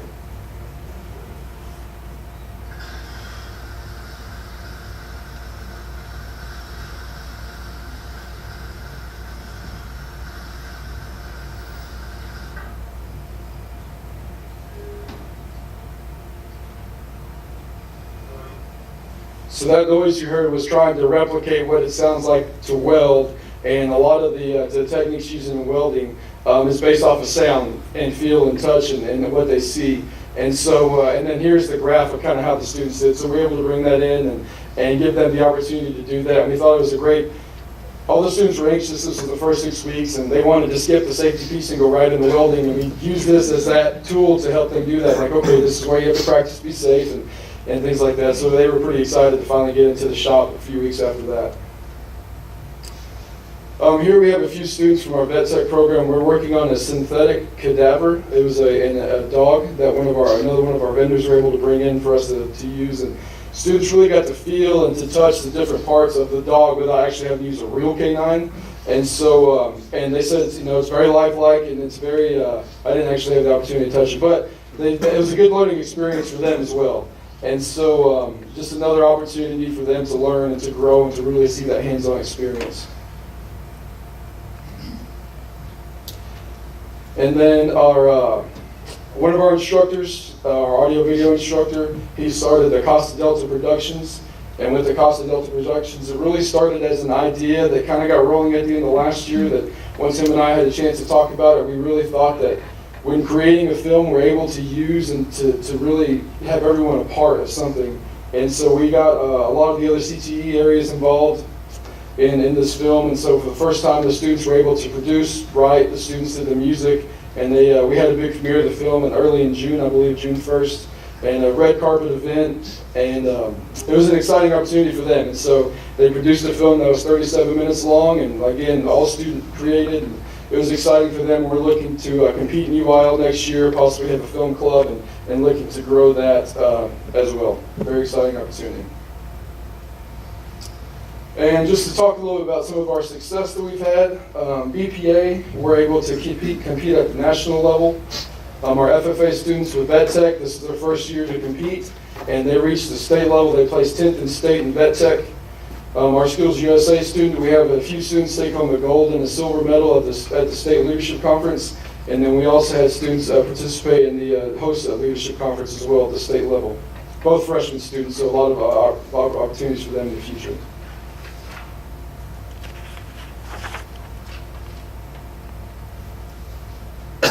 Another announcement that I'd like to add that we didn't include in here was what we did towards the end of the year is we provided the opportunity for students to become certified with the American Welding Society. We had 14 of our students, 14 of the 18 students that took the test, passed the test. It was a day-long event, working in the shop, working towards that certification. And so that's 14 students that are American Welding Society certified welders. So very exciting opportunity for them. We look to continue to grow that in the future. And along with that, we also had certified nursing assistants. We had students get certified in Microsoft Office Suite. And then we're looking to add more certifications in the future, working towards the Vet Tech certification and others to be able to provide those opportunities for our students. As far as what's next, taking a look at the timeline for the summer and then the upcoming school year. This summer, we're plugging away. We're trying to continue those partnerships with our industry. For the month of June and July, we have teachers attending professional development conferences to enable them to start a Skills USA in cosmetology. And that's one of our goals for next year, as well as just get better at providing more opportunities for our students. In August, we'll be working with our Economic Development Corporation to provide externships for our teachers. We actually have our AgMech teacher going, he's starting an externship at Alamo Group next week, where he's working with them for the week, and then again another week in August to really get the idea of what they do in their factory, in their shop, and then bring that back to his students to accommodate what they have to, when they come visit with them this upcoming school year. And then again, creating more partnerships and then get ready to go back to school. CTE in year 2, some of the things that we feel are priorities for our year 2 CTE. We want to develop a streamlined process for parents and students to gather information about CTE, so continue that process. Create opportunities for our teachers, CTE teacher externships, take that to the next step where they're using a little bit more time during the summer or right before school starts to really get in some of these businesses that we have around town. And then 3, we'd like to create a newsletter marketing for CTE where we're pushing out more information on a weekly or monthly basis to really involve our community in what we have to offer at the high school and the school district. Some of the changes we'd like to see in the future, we really want to have a student showcase at the high school where we're showcasing students, their talents and their work and all the amazing things that they have, and eventually be able to take some of our high school students down to the middle school to showcase their talents with them on a more frequent basis. And then we also would like to provide additional training opportunities for teachers so they can get certified, so they can certify our students where we don't have to outsource that to someone else. And so that's another opportunity we're looking at for the future.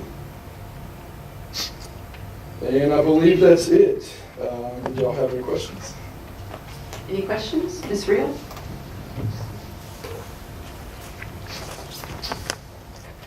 I would first like to commend you on what you're doing here. CTE is one of my passions.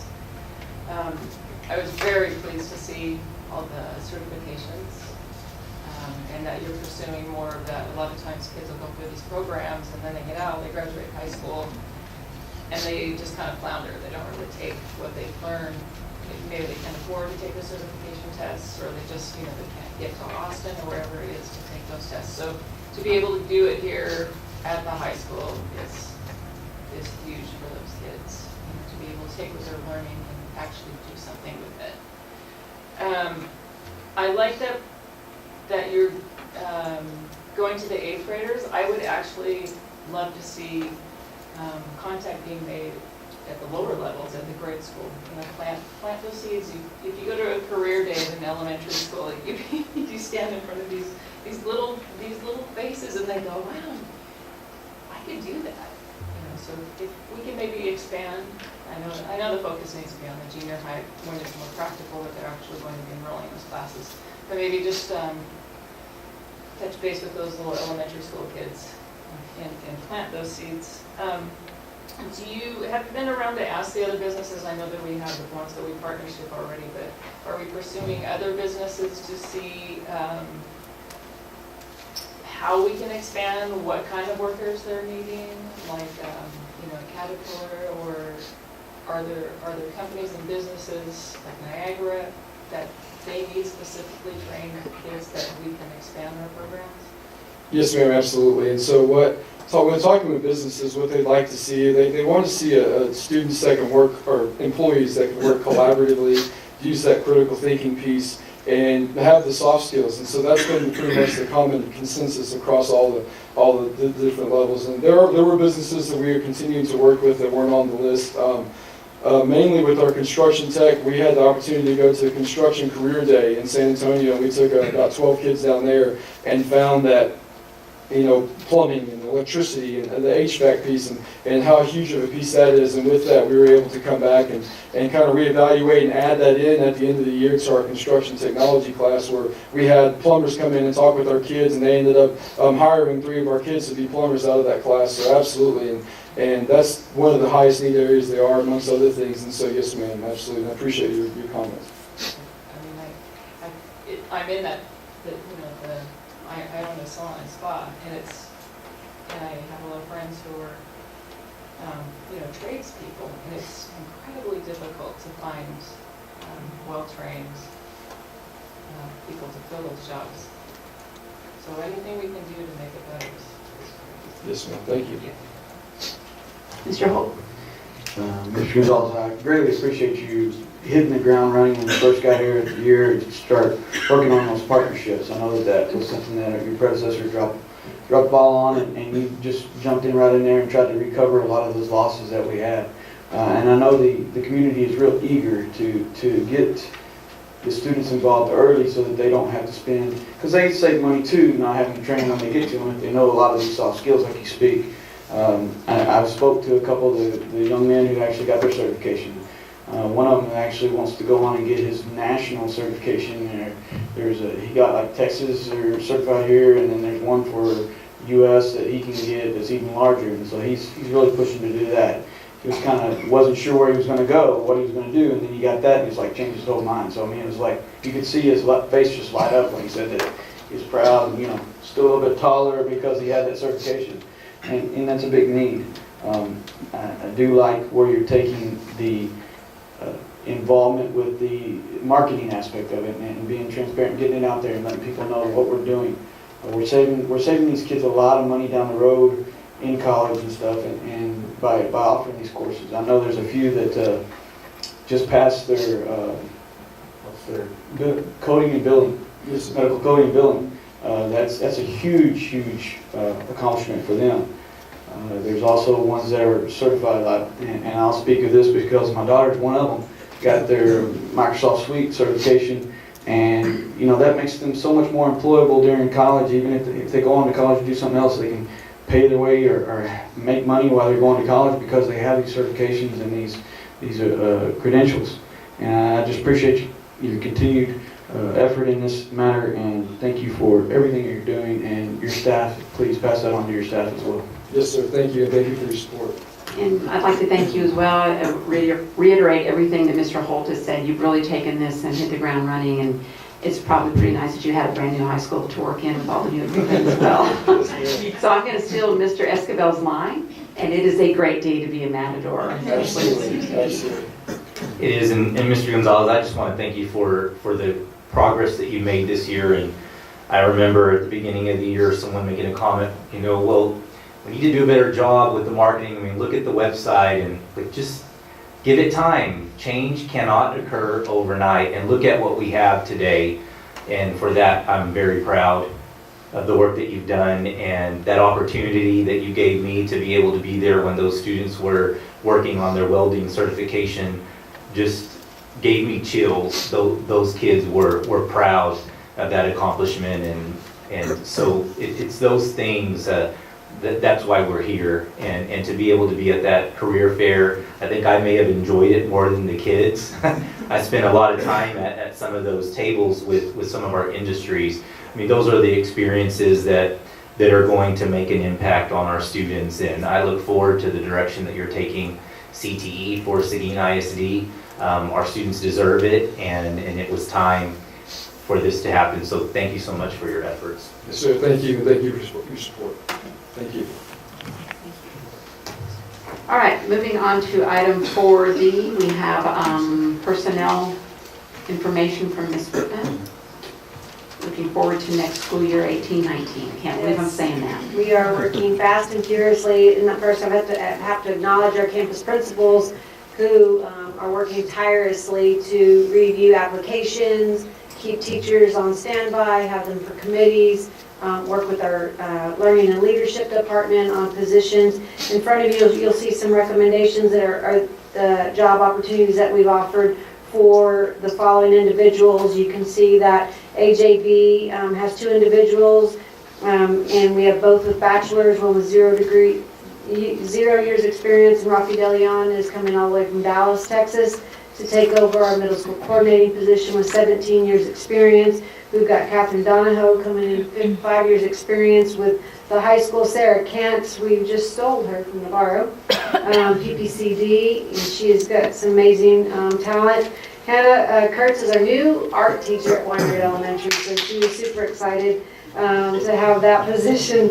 Barrett Matthews is coming to middle school at AJB also with 3 years experience. Holly Morse Jefferson with 0 years, but she's done some student teaching with us and some tutoring at that campus and won't go anywhere else, she said. Amanda Pond Barnes for special education, 3 years. Crystal Pounds, also Barnes, I think she's ELA, 5 years. Sheila Ramirez, 7 years at Rodriguez Elementary as a bilingual teacher.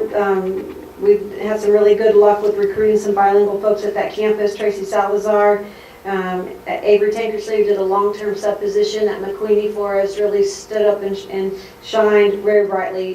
So we brought her on board. Pearl Villegas is going to be, she's 7 years experience as a bilingual certified teacher. And I'm just going to tell you, our dual language program is recruiting or is attracting a lot of individuals that want to come to Seguin and see the new program being implemented. So that has helped us. And then we're bringing Stephanie Weaver back, who used to be with us. She's got 15 years experience, and she's coming back to Kennedy Elementary, and she's a superb teacher. Some of the resignations you'll see as they come in, I'm trying to keep you guys posted weekly. You'll get a very long list this Thursday of some additions that you won't see, that you haven't seen here. We do have some retirees. Mr. Martin Yulee is hanging it up for a little while, but he knows he plays a pretty big role for us, so I think for year one, we're going to work with him part-time, and contract with him to help us fill any gaps that we may be missing and to help with our department chairs taking over some of those roles and responsibilities. But he's going to stay busy, I'm sure, doing other things. Ms. Gloria Cano was a bilingual interventionist with us for many years, and she's retiring. We also have Chris Santa Maria with the special education department, who is retiring as well. We have some folks that we don't want to see leave. I've tried to talk with most of these folks individually. A lot of them very good conversations.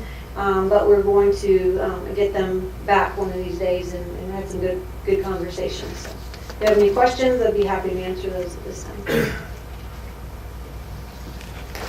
When is the last day that they can turn in? July 10th. July 10th. It's a penalty-free resignation day.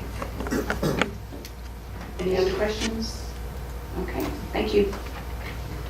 All right, moving on to item 5, which is our consent agenda.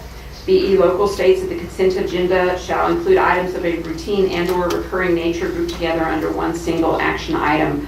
All such items shall be voted upon by one vote without separate discussion unless a board member requests that an item be withdrawn for individual consideration. The remaining items shall be adopted under a single motion and vote. On our consent list this evening, we have the approval of board minutes for a budget workshop on May 22nd and the regular meeting on May 22nd. We also have approval of tax collection reports for May 2018, the approval of donations received in May 2018, the approval of agreement with the Texas Association of School Boards Workers' Compensation Stop Loss Coverage for the July 1, 2018 through June 30th, 2019. The approval of district-wide student accident catastrophic insurance, which was an RFP. We have Region Service Centers 13 and 20 annual commitment forms, consideration of a revised student code of conduct for Seguin ISD students, the approval of credit by exam dates for 2018-19, and the approval of purchase of iStation subscription. Do any of the board members wish to see any of these items pulled? If not, do I hear a motion? So moved. Have a motion to approve the agenda items as listed. Mr. Holt, a second from Mr. Amador. No further questions? Okay, if not, please raise your right hand. And that was six votes, sorry. All right, if there's no objection, I'd like to take a 5-minute recess at this time. Any objections? All right, so we will reconvene at 8:20. Okay, it is 8:20, so we will now reconvene. And we'll be moving on to our action items. First up is item 6A, the approval of the amended student welfare, wellness, and health services, which is FFA local, to include daily unstructured recess for all elementary students as previously approved by board resolution. And I guess Mr. Silvius is coming off of a mountain right now, so he's not going to be here. He's in the stars right now, having a great time. But this policy change supports the resolution that was brought forward to the board, I think about a month ago. So it has to be done to reflect what the resolution states. And on the actual board agenda, it would be on page 3 of 4.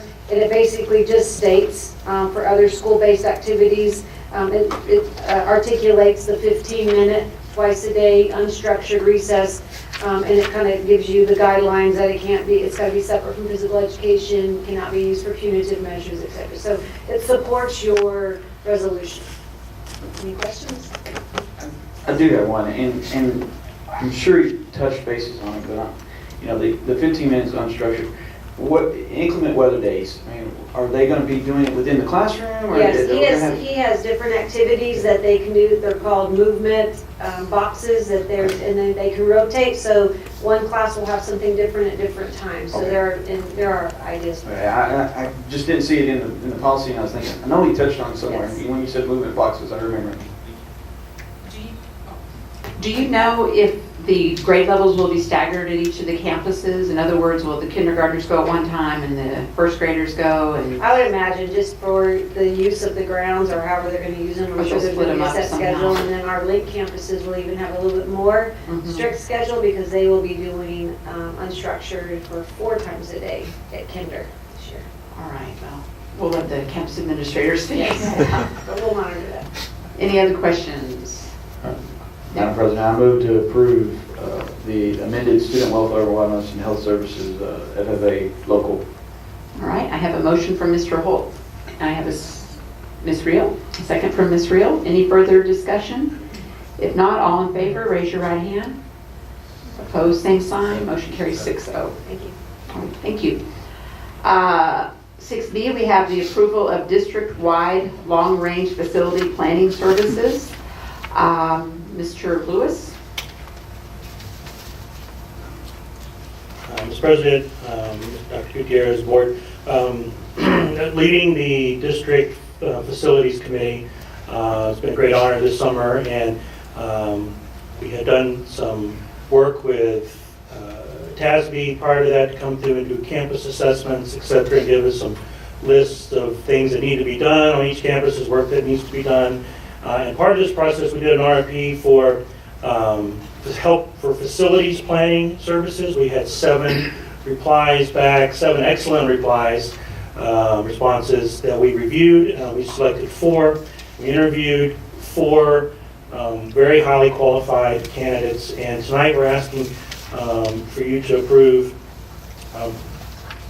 It's kind of neat when people just stand up right behind me. To approve the selection of Pfluger Associates to help us. What we'll do at this point is if you approve this, we will work with them on a scope of work, and then they will provide us pricing on the scope of work that we come up with, and then at that point we determine if we're going to move forward. So this is just approval of the selection of Pfluger, but what we anticipate some of the things they're going to help us do is to take those items that TASB came back and said roofs, floors, parking, and help us price some of those things. So when we as the facilities committee come to you, we can maybe give you a little bit more information than just saying, hey, we need to take care of a few things.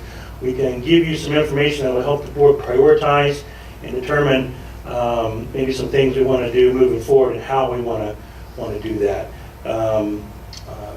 We will sit down with them after you approve this and then kind of go through that the scope of work. This was a professional service, so it didn't come with pricing, and because we weren't buying a product. We're just buying facilities. This is not an as-built, this is not a construction, this is not an architecture service to provide us anything. This has helped with facilities and long-term planning and helping us kind of focus in and make sure we give the board good information when we come back with some recommendations. And our facilities committee is getting pretty close. I'm seeing shake heads. I don't know if that means be quiet or I'll answer questions. Move for approval. Mr. Holt, you have a question? You had moved for approval first, and then we go to discussion. All right. I have a move for approval from Mr. Flores. I'll second. And a second from Mr. Holt. Any discussion at all? Mr. Holt. I know that I've worked with Mr. Pope over there, and I'm concerned that we're going to hire him. No, actually, he's a great guy. Actually, I'm glad to see him up there with it after all that we went through with the high school and stuff. You stated that this wasn't a certain amount. Basically, they're just going to come in and try to help us put the number to the final dollar and with the projected. If you approve them, then we'll sit down and develop a scope of work, and then they will provide us pricing for that scope of work. Okay. That we would like to see them provide for us. And can we just to ask, can we prioritize that and that the must needs do not now, and we know where I'm going with this, and so just keep an eye on that. Thank The you. facilities committee is really starting to focus. We did some tours last month, and we have some good strategies, I think, to kind of start. We meet again next week to start narrowing it. We kind of did the data. We've done our discussions, and we're going to continue to narrow that down. And they could also help us assist with some of that as well, make sure we're asking the right questions and coming up with statements and ideas and a presentation for y'all that will help you determine, make some decisions of where we need to move forward. Thank you.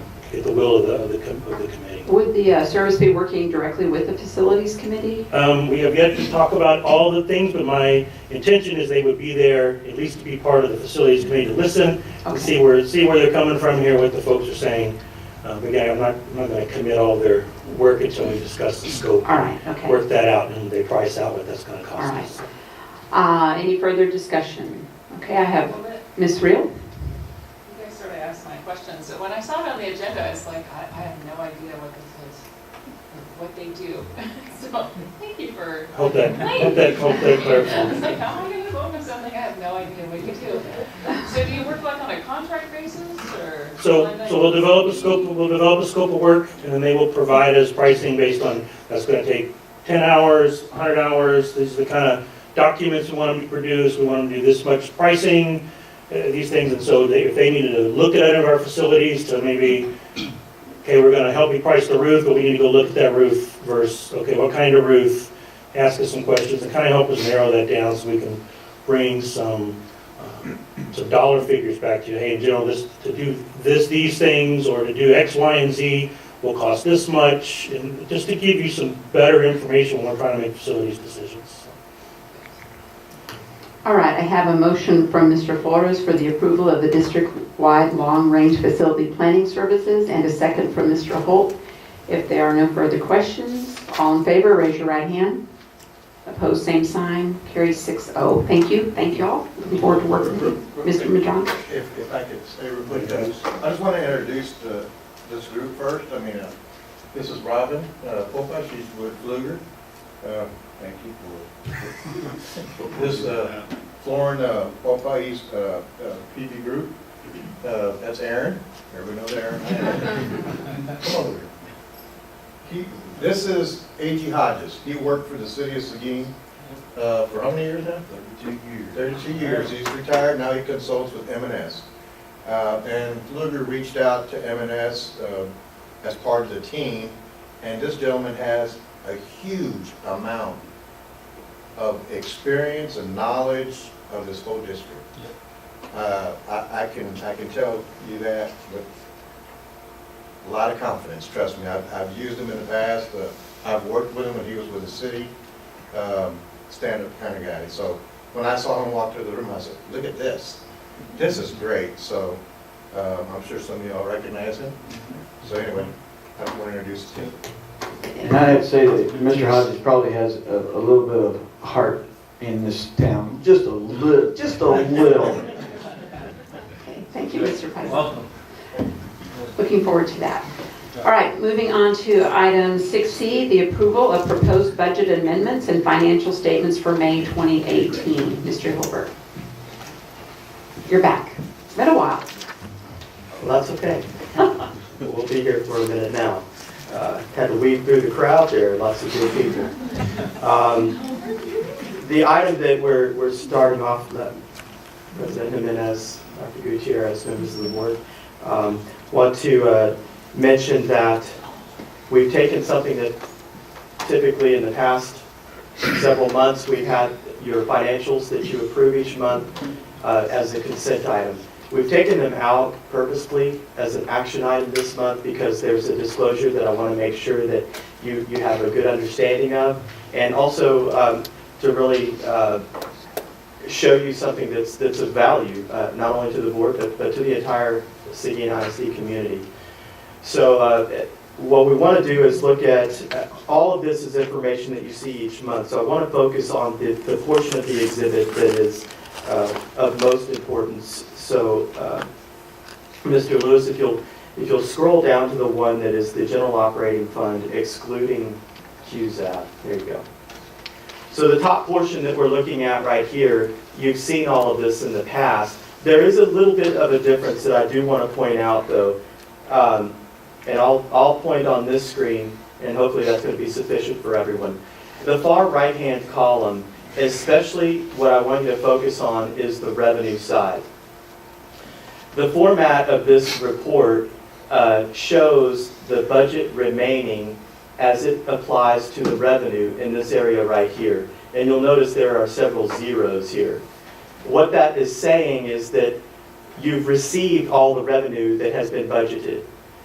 But if you'll notice, the column in orange here for the first line, what's budgeted for property taxes current is this $30,077,000. That's what was budgeted. But in actuality, to date, you've received $31 million. You can see that. But I still have a budget remaining of 0 rather than a negative amount. The reason why we don't want to have a negative amount on the revenue side here, because we've gone over the budget, is because that's a positive variance. It's a good variance.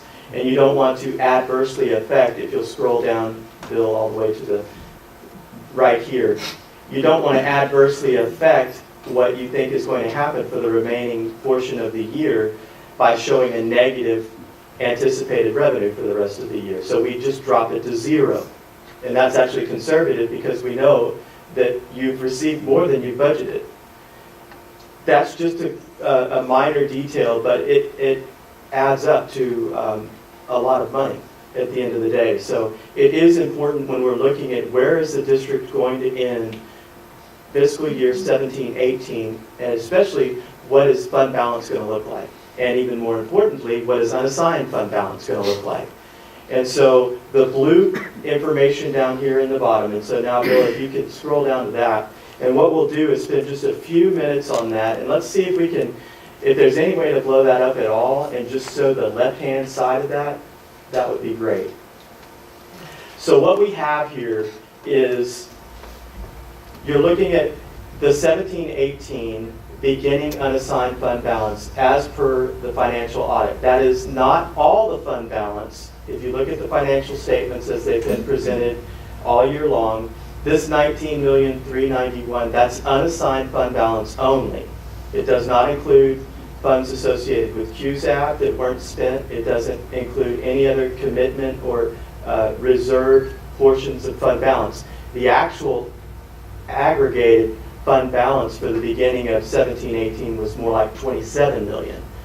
So I just want to make sure that we understand that this is specifically talking about the amount of fund balance that is available for the district to use at its discretion for whatever it should choose to use those dollars for. So you started out with $19,391,476. Throughout the course of the year, you had actual revenue that was in excess of expense of $3,820,000. That's all the way through the end of May. That's what you've you've produced in terms of excess revenue above expense. Okay? So you could call it profit, but it's not profit, it's fund balance. In addition to that, of note, this is new. The next line, the actual year-to-date other sources and uses. We on May 22nd of 2018, we closed out the construction fund for the high school. Not the whole fund, but we closed out the contract to Bartlett Kaler. By closing out that contract, all billing activity is complete. That does not mean that all construction processes are complete. It simply means that we will not receive any further bills from Bartlett Cox. And so we closed that out, the retainage is paid, everything's been signed off by architects, everyone that is involved has signed off on that. The contingencies that were associated with the construction project that were moved over from the general operating fund in October of 2016, that were moved over, that $20 million from the general operating fund over to your construction fund, was specifically for the purpose of the brick and mortar construction associated with Bartlett Kaler. It's not associated with the other pieces of the puzzle like FF&E and things of that nature.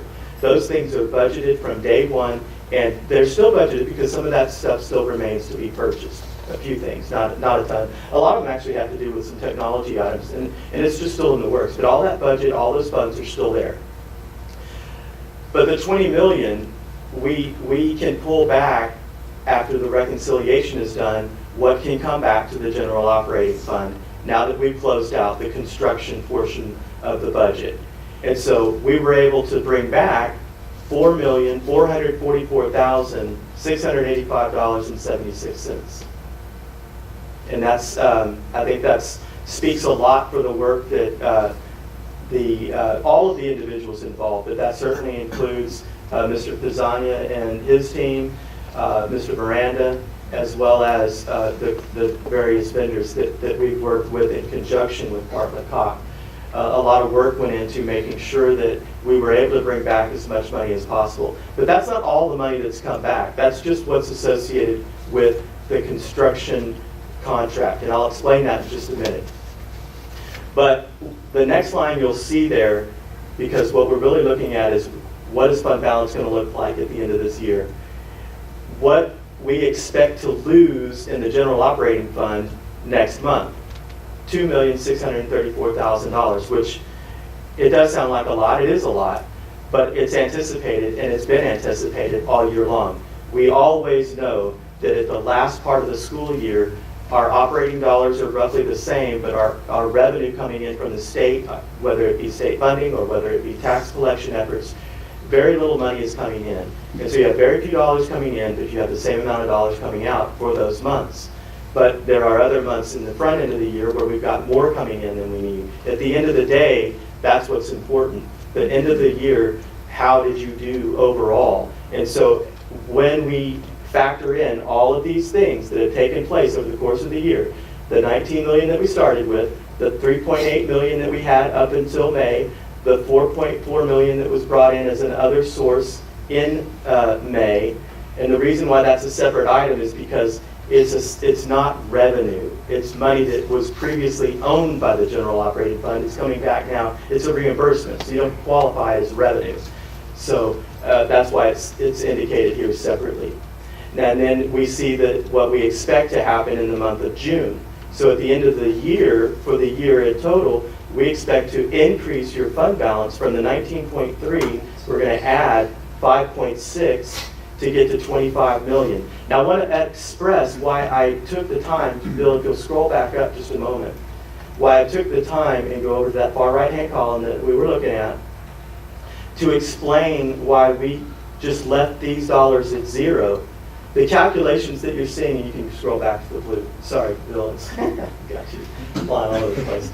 But the reason why that's important is because that means that this number right here, which is based purely on the budget, is extremely conservative.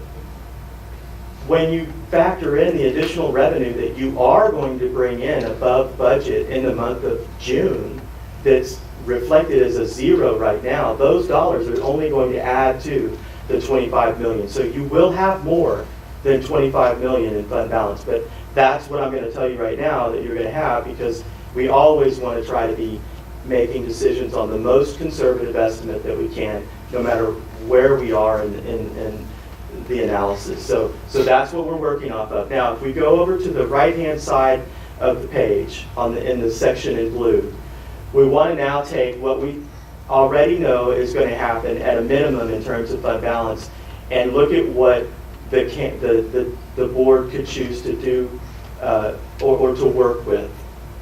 What the fund balance is that would be available to the board to work with. And what I mean by that is, you know that recently we had a board policy that was presented and approved that would stipulate that your unassigned fund balance needed to be a certain level, 25% is what was determined. So we need to estimate, well, what's that going to look like? What's 25% of that unassigned fund balance, that 25 million? What's that going to look like? So the way you calculate it is you look at your actual budget dollars to get the amount that you're spending in the year. In this year, the budget, if you look above, it shows $60,610,000 in expenditure budget. But within that expenditure budget are some items that are not budgetary items. They're fund balance assignments, and you'll recognize these things: the assignment for the QZAP payment, the assignment for the truancy software, the assignment for the superintendent's initiatives. And then there's one accounting transaction that is for $28,000 that's associated with items that are previously approved in the prior year but not paid until the new year. So those are not operating budgetary expenditures. Those are things that were deemed to be paid for either out of fund balance or from the prior year's budget. So you take those things out to find out what was your operating cost for the current year. And so for this year, for 17-18, your operating expense will be $59,759,165. Now you apply CE Local's terminology, which is 25% of that operating cost, and you have a minimum amount of, or a benchmark amount of unassigned fund balance that you have to maintain. In this case, that would be $14,939,000. You don't want to go below that without a corrective action plan in place. So that's what the board policy states.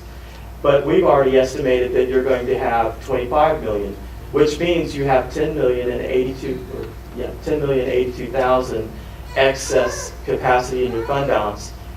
That's not to say that you have to spend it. No one's suggesting that. But what it is saying is that those are dollars that you want to look at and decide what's the right thing to do with that money. What do we need? What do we need to use it for? And the appropriate use of dollars like that, fund balance use at all, is going to be for things that are not going to have to be maintained. And we just discussed this recently, and that's why, because I wanted to preface it, because this was coming. But I want you to understand you've got these to work with, and I would like to see, I think that it was a good start to go with the 25%. I think that has a lot of value. But I think what has even more value is if you start looking at that 10 million excess, why not start considering, let's block out percentages of excess and say we want to contribute this amount, whatever it may be. It may only come to $1,000 in a given year, but it's still a percentage that you're saying, I want to take this excess fund balance and I want to apply it to this certain type of thing. It doesn't have to be specifically identified, but this is something that you could do to use that money rather than just hoard it and not really know what you want to do with it. It's a good suggestion, whether you choose to do that or not. But I wanted to make sure that you see this, because I think it paints a really good picture for the district, and it sets the tone for when we look at fund balance assignments here in a little while. So all that being said, none of the other stuff on the particular agenda item is stuff that I would typically talk about. But if you have any questions about anything, I'm happy to answer those. Does anyone have any questions? Mr. Hilbert? Mr. Forrest? I don't have any questions. I just want to make a statement. Mr. Hilberg, I just want to congratulate you and say kudos to you, because for all the naysayers for the past year and a half stated that you didn't know what you were doing, and stated that we ran this district, didn't know what they were doing with their budget processing, the budgets. And Obviously, you do know what you were doing in this district, was doing some good things in your hands, so keep up the good work. You and your staff has obviously has always done a good job and always believed in everything that you provided this board in the past. So continue to do a good job because you obviously do know, and we always had good faith in your judgment, what you have provided us, and you always have been transparent for this district and this community. So it shows, and thank you. All right. On behalf of the business department, I would like to say thank you. Mr. Holt. And Mr. Holberger, I know that $4,443,000 seems like a lot, but I know there's more out there that we could probably get back. And I spoke to Dr. Gutierrez about that earlier. I would like to see that number grow even more. And you and I have had a discussion about things, as well as Mr. Lewis and Ben and I discussed about on the construction committee with regards to that there should be more of that money coming back. I know we put a lot of our money into this high school, and the people we had on, some of the people we had on board, we're not spending it wisely, and we had to put some reins on them. But I appreciate your diligence, your conservative approach too, and that's what I really like. Is one thing I really like about the way you approach things is you don't like to spend the money, you want the money to stay there. You want to be very conservative. You don't want to overestimate. You want to over-deliver, and I appreciate that. And I just thank you and your staff, and please pass that on and just continue what you're doing, because I think you're doing what you're right. If I could, speaking to that just a little bit, with regard to the amount of money that has come back out of that $20 million that was originally moved from the general operating fund to the construction fund. The original amount that was transferred was $20,354,130. Over the course of 2016 and 17, there were $7,473,958 reimbursed back as a result of QZAB qualifying items. Now, understood that those QZAB expenses still have to be paid over the course of the next 15 years, but those dollars are moved right back into the general fund for now and will be pushed out in terms of payments, annual payments at 0% interest, $665,000 for the next 14 years until it's paid off. But during that time, you will be able to accrue interest, and you're not spending any interest. So you have the ability to earn interest on an additional $7.4 million that you otherwise would not have had. Additionally, $560,000 that was originally budgeted to be spent out of the capital improvement fund for food service equipment was actually paid for by the food service fund. It paid for its own equipment. That is huge, and the food service department is to be commended for its efforts in continuing to make a self-sustaining program and still be able to fund $560,000 worth of equipment that were not originally anticipated. Then you add the $4.4 million that was brought back as a result of the reconciliation and closure of the obligation to Bartlett Cock. You have paid, to date, reimbursed the district general operating fund of that original $20,354,130. You have reimbursed $12,477,063. Again, $7.4 million of that is QZAB, so we understand that that will have to be paid back. However, as it stands right now, the remaining balance of that amount, the amount that was transferred out of the general operating fund, the unfunded or unreimbursed portion is actually $7.8 million. So the real transfer from the general operating fund as it stands right now to the construction fund was $7.8 million. Now, I'd also like to mention the fact that the original project was estimated at $103 million. You've seen those in your weekly updates. $103,853,871 was the original and has been all along budgeted cost of the project. But with this reimbursement back to the district of $4.4 million, that actually brings the project cost down to $99,410,000 $444. So those are some things that I thought would be of importance. Any other comments? Move to approve. From, is this you, Mr. Holt? Okay, Mr. Holt has given us a motion for approval. Do I hear a second? A second from Mr. Amador. So we have a motion to approve the proposed budget amendment and financial statements for May from Mr. Holt, second from Mr. Amador. Any further discussion? If not, all in favor, raise your right hand. Opposed, same sign. Motion carries 6-0. All right, moving on to item 6D, the adoption of the 2018-19 budgets for the general fund, the food service fund, and the debt service fund. So moved. Second. I have a motion from Mr. Holt and a second from Mr. Flores. Any discussion? No further discussion? All right. So the motion was to adopt the 2018-19 budgets for the general fund, food service fund, and debt service fund. All in favor, raise your right hand. Opposed, same sign. Motion carries 5-1. Moving on to item E, the adoption of the resolution of the assignment of fund balance. Mr. Hilbert.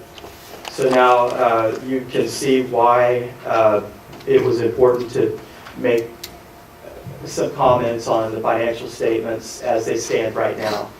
Because you can see that you have the $10 million in excess capacity that could be used for certain purposes. And so what you have here is a request to assign fund balance, not only for the QZAP payment, but also for the additional items that are presented here. And what you have here is, if you like, I can go through them, or if you have questions, we can discuss it that way. What would you prefer? Go ahead and go through them, and if we have questions, I'll follow up. Okay. So the qualified zone academy bond payment that's due next year for $665,000, we have that initially. But then we also have a Destination Imagination Global's Travel Reserve. Just a short note on that is that in the past there has never been anything budgeted for this initiative, if you will. It's something that the district is very proud of, and every single year the business department is tasked with finding the money in budgetary reserves. And we've been able to do that, but there's no reason to do that if you know you're going to do it each year. And the amount that was spent this year was $39,000. And I don't have Sally Eckert with me to go back to the details of the years prior, but it's kind of gone up and down, and it really is associated with how many teams are going. But if we put $50,000, that should be sufficient, because we've never reached the $50,000 mark. And the nice thing about putting something in an assigned fund balance as opposed to just putting it in the budget is that a given department does not have the authority to do anything other than what the specific directive is on an assignment. And it's only for that purpose. And if it goes into the next year, it has to be reassigned, or should be reassigned.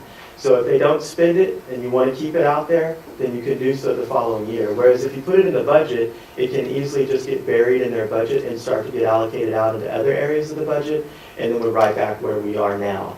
It's not so bad if you only did it with one thing, but if you imagine trying to do that with 50,000 things, you start to lose your ability to police the things that the board would like to do. So we're asking that $50,000 be set aside for the specific purpose of paying for globals for 2018-19.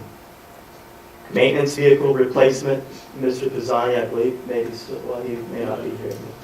But we've had a number of conversations, and there in the past has not been a good policy of replenishing and the fleet of vehicles that are used to maintain the district. We're talking about things that are needed for plumbing and electrical and things of that nature, these trades that go around the district and service the various sites. There are about 19 vehicles, and they are about that many years old, every one of them. So we need to get into a situation where we're replacing one or two of them a year, and that speaks to what I was talking about earlier about taking your excess fund balance and saying, let's earmark a certain amount of it and let's set it aside for this vehicle replacement purpose. And it could be something minuscule, 0.02%, something to say we're going to at least try to take steps up this mountain. But right now, we've got to play catch up. We've got a lot of vehicles that are in disrepair and in need of replacement.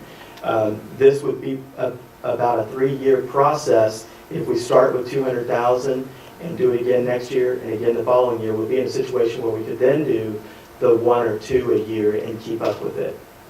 So that's the reason for that being in here now. District-wide time clock system, Mr. Lewis and myself have had a number of conversations about the fact that the time clock system for district employees is old and it does not integrate with our financial software. And so there's a lot of data handling on even at a manual level that has to take place in order to get, and you can imagine we've got nearly 1,200 employees. Not all of them use a time clock, but a fair number of them do. That is a lot of data that is subject to error when you can't let your time clock speak directly to your financial software. The $100,000 would be money well spent. So then next we have what is called district-wide defibrillator replacement. The manufacturer of the defibrillator, I can't say the word, haven't had enough water in my mouth, but the manufacturer of those devices has indicated that there's a recall on them and they have to be replaced. There's a minuscule amount of money that comes from the manufacturer for the replacement, but not enough to cover the replacement. So we need that $50,000. That would be a one-time cost, and then that would get everything that we need in terms of those district-wide. And then we have uniforms for the mariachis as well as the cheer. Those are uniforms for the entire department. It's not just a 1 or 2 here and there. It is getting everything replaced. Now, I can't say that that's necessarily the case for the mariachis. I'm not sure, Dr. Gutierrez, if you're sure on that. But it's really close. It is the case on the cheer uniforms. Again, it's the same situation where they're not replacing on a annual basis a certain number of them, and we need to get to that point. If we were to do this, we would make sure that that does happen. And then finally, we've got the Barnes expansion project. That's already been approved in terms of the work, but going through the budgetary process, what we feel like is this is a construction type project. It's a one-time thing. It makes sense for that to use dollars that are residual for the current year rather than push it into the next year's budget. If we have them residual dollars available for the current year, then why don't we just go ahead and use those dollars? And so that's what we're asking. Mr. Holt? All right. Thank you for going over those, because I had a few questions about them. The money in question for like maintenance vehicle replacement, we have options. We sell off old items. You know, we don't get a whole lot. I understand some of them, like I saw on the last auction, we sold 3 buses. I think that we brought in maybe $1,600 total back on those 3 buses we relieved, but we did sell the big old van trailer for a pretty nice little chunk. Where does that money go back into? Does that go back into transportation, or does it go back into our fund? It goes. All of those dollars, all the recoupment goes back into the general fund. It's not earmarked for a specific purpose. The only thing that there's an exception to that would be if it was earmarked initially by federal dollars. But if it's general fund that paid for it, then the general fund recoups it, because things like the global, the travel for DI, we have to find places where things like that have happened, and that's what we use to fund stuff like that. And that's the way that works. And the maintenance department, the transportation department as well, those are all 100% funded by the general fund. So to give the dollars back, it's really the same thing. If they have a need in the maintenance department, to the extent that the general fund can afford it, they're going to get that covered, because those things are so fundamental to operations. And I'm all for replacing some of those vehicles. I mean, I think there's a 1984 pickup we're still driving that the handle broke off when I was trying to get out the door one day. We need to replace those vehicles, and when they're on the streets, they just look bad.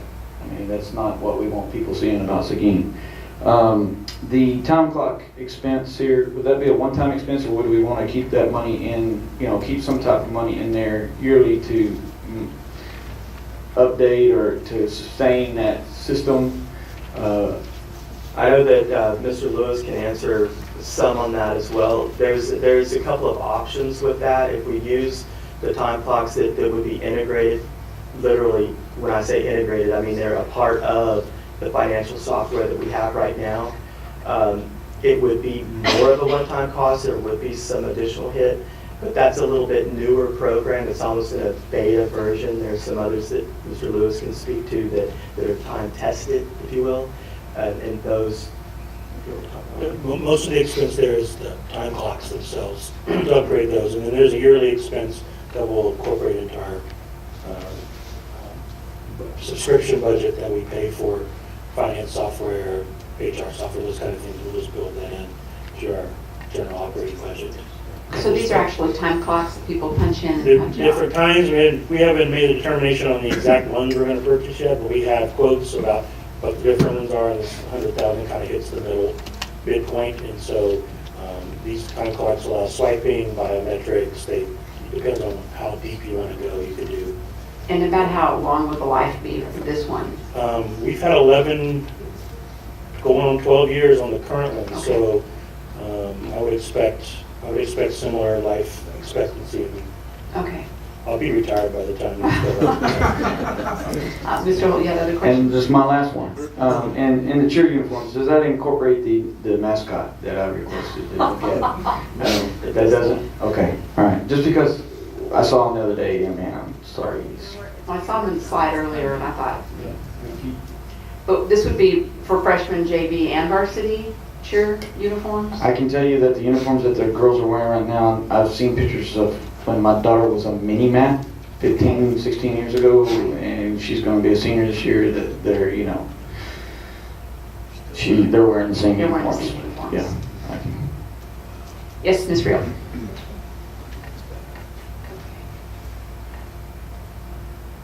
Assignment of fund balance to me is more of one-time things, right? Which is why I never will understand when the Q's app is in it.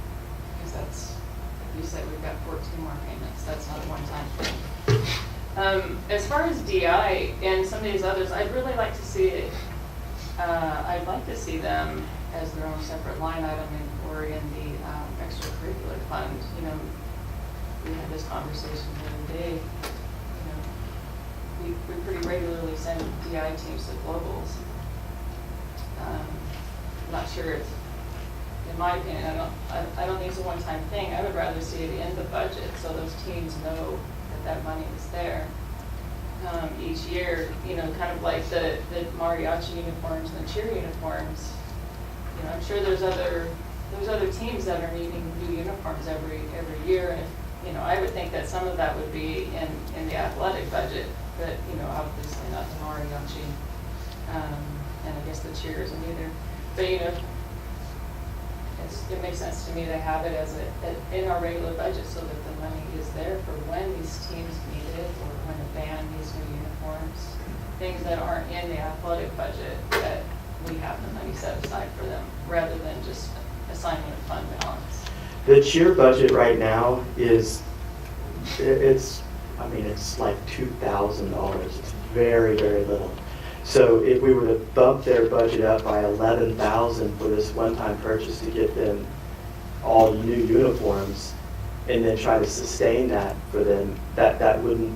I understand what you're saying, and I agree with you that we should build in the maintenance of the uniforms, but that maintenance hasn't taken place, and so now we're in a situation where all the uniforms are in need of replacement.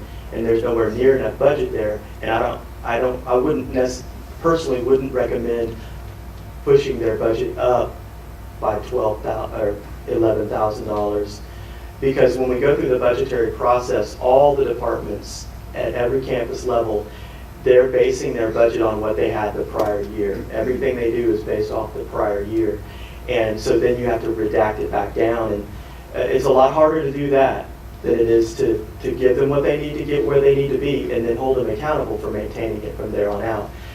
And that would be something that I would propose we would do, is to get them where they need to be, and then give them an amount of money that is, this is what you will spend on nothing else each year. It'll be a part of your budget, but you have to allocate it to uniform replacement or instrument replacement or whatever the different things. It's great to get to that level of detail, but we've got catch up to do.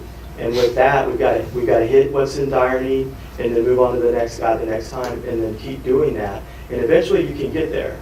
But we're trying to play so much catch up on so many different fronts right now.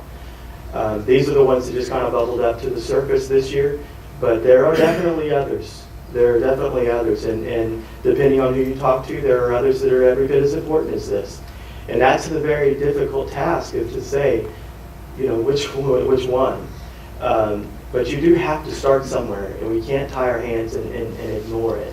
So that's what we're trying to do here, is start the process and get to that point that you're talking about. Yeah, I'm just saying, perhaps we should be forward thinking and expand, push that extracurricular budget higher. So you're not having to do a, $50,000 one-time thing for DI. Work that into the budget. Well, that's what he said. He's wanting to set aside money each year for this to happen. I know, but I understand that. This is just giving a tally of what he's currently got on his plate. He's not saying that he's going to put, he wants to make this a line item, is what I'm understanding. Did I misinterpret that, what you said, to take a percentage of what we have left here and move over? But make it into a policy situation where if we have an excess of 10 million, we take 0.03% of that 10 million and assign it to this particular fund. We take 0.044% of that, assign it to this fund, and so forth and so on, according to the amount of excess that we have left over. That's what you're saying? Yes, sir. Right? Okay. So that, in essence, you're making a line item in the budget for these items. Based on what you have available. Based on what you have available. But you base it off of the percentage of what you have available. Precisely. Okay, thank you. But these are not in the budget right now, is what I'm saying. By the time you spend it, it will be. So it's not a part of the adopted budget, granted, but it can't get spent unless it's put into the budget. That's why you see a budget right now where we're backing out the assigned fund balance. When we looked at that earlier, we're backing out all the fund balance assignments to get down to the originally adopted budget. So by doing it this way, you maintain your originally adopted budget. Your assignment process says these are things we can add on to based on, at this point in time, we don't have all the percentage allocations that we could, but so we're using this technique. The philosophy is that you're taking your adopted budget, this is what everybody has to work with, and you can do what you need to do with it within your department. But then we're going to add this portion to it for this year and this year only. And next year we'll reevaluate what the excess is, should there be some, and we'll assess where those go. And that can be, the board has the opportunity to dictate that by putting those allocation percentages into place. If that's what the direction is that you want to go, we'd be happy to make the recommendations, but we're always here to take direction. And maybe we do need to develop a policy that states that extra, and maybe that it is. I don't know if that's something we want to focus on, when we have other things we need to be doing right now. But we have neglected this district for so long. We've neglected the maintenance of all of our different organizations, all of our different maintenance crews. I mean, not everything has been neglected, but this does address some of the things that have been neglected. Well, that's what I'm saying. We've been neglecting things. We've been band-aiding things for so long, and it's just. And the facilities committee can probably tell you how much band-aiding have you seen when you walk these districts. We've got to start investing in this district proactively instead of reactively, and that's what I've been complaining about for 2 or 3 years now. Is why are we not doing something to try to be proactive instead of reactive? And I think that's what Mr. Hilberg's trying to do here, is be proactive. Well, one of the things that I guess I worry about right now is if you get locked into these percentages, then it presents a hardship should there be some type of unexpected emergency that occurs. Or right now we're considering the possibility of doing something with our facilities. We don't know what that's going to look like as far as percentage-wise. So that, I think right now, until that work is done with that team, that's something that probably I would recommend holding on. But yes, we're in a position in many areas where we've not developed a replacement cycle for vehicles. We don't have a replacement cycle for uniforms for mariachi. And again, it's a new program. But going to see those kids in competition where they don't even have uniforms and all the other teams they're competing with have uniforms, it's a little bit embarrassing to have those teams without uniforms when we have this fund balance of $20+ million, and we see our kids carrying their sombreros in trash bags when the other teams have the carriers for their sombreros. I think that is just like the band uniforms. At some point, I don't know how far we are into their current uniforms, they will at some point in the future come and ask for new uniforms, and we'll have to, usually most districts dip into fund balance. I can see where the cheer uniforms with that amount, we can work that into our general budget and make that happen, but our cheer team, they don't have a replacement cycle. We probably need to build in some cushion into that budget so that they can replace maybe the freshmen. They're all going to be replaced right now, but at some point in 3 years, 4 years, 5 years, probably longer because they've had those for 15 years. But in 6 years, they replace the freshman team, then the JV in 7 years, and 9 years, maybe the varsity. But there needs to be there's got to be a replacement cycle for that, for sure. And we need to work with our departments to give them the wiggle room within their budgets to do that.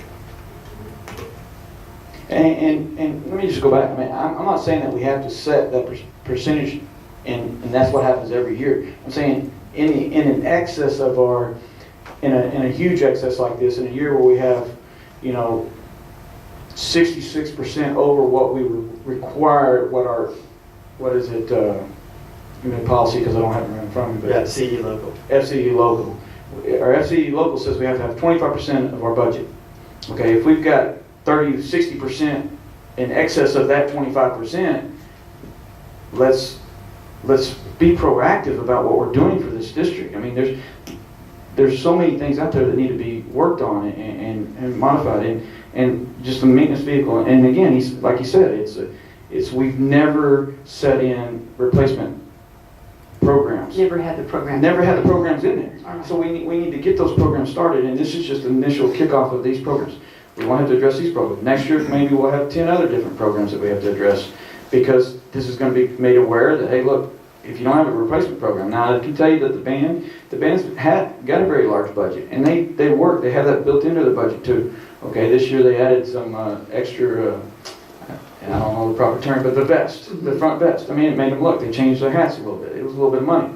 But we keep asking these parents to come up and spend all this money to do this when we should be providing that. And in essence, if a taxpayer is sitting there saying, well, why are they sitting on $10 million that they don't need?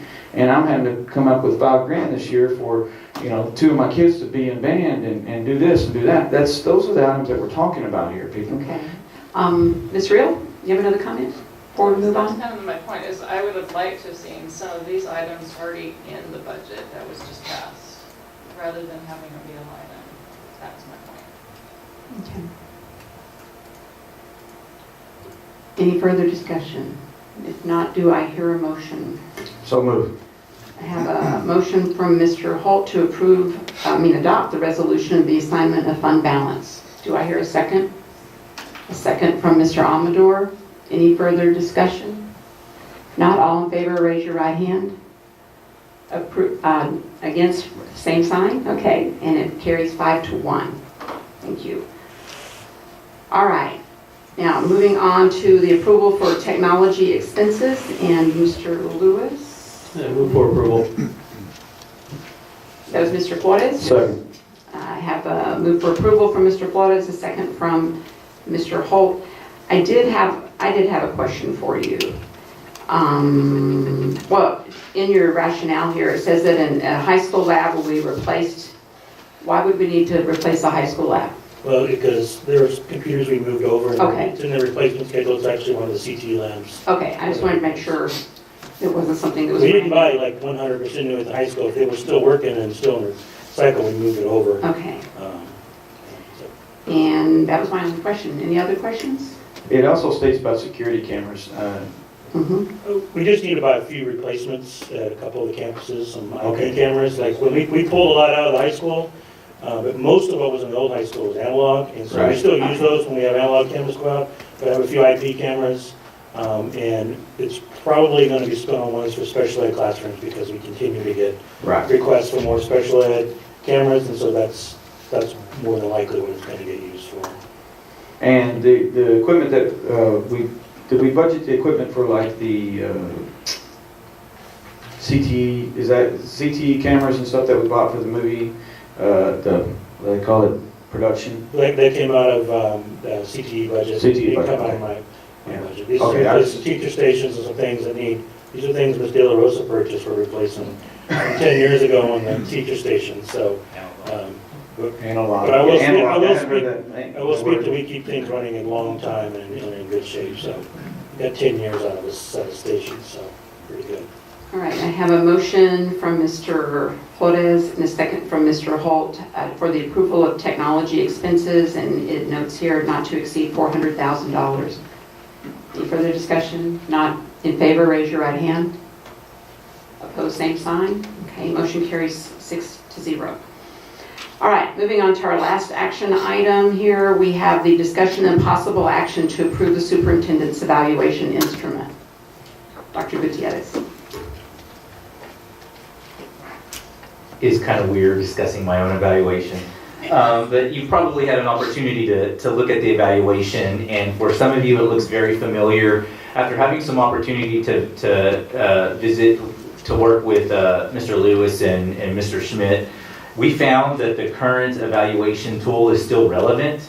However, what we did is provided some additional information to serve as guidance, as a tool to support you as you're completing this evaluation. What we did is we tied our strategic priorities to the different domains that are within the evaluation.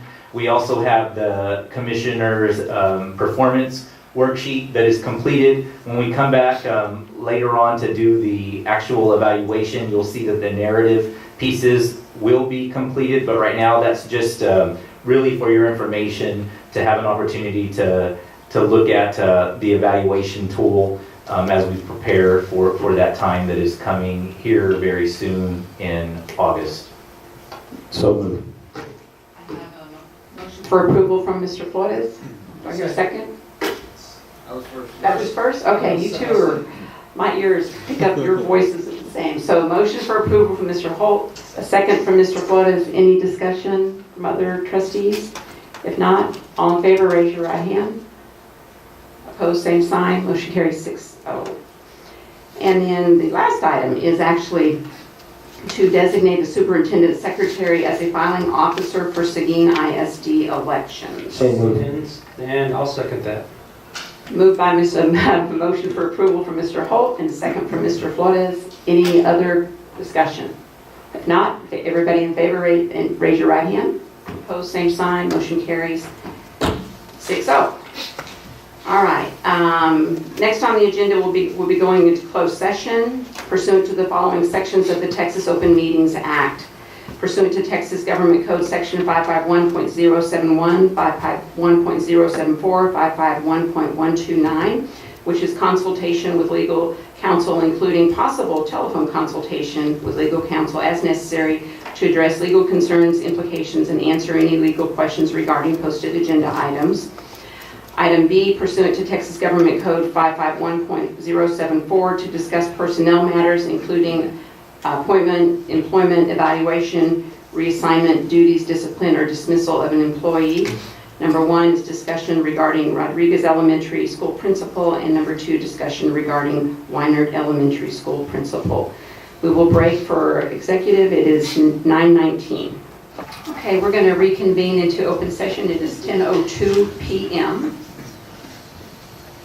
And we have possible action on professional personnel, including employment, employment, evaluation, assignment duties, discipline, or dismissal of a public employee.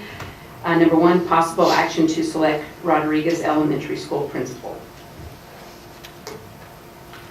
Board of Trustees, I would like to make the following recommendation for Mr.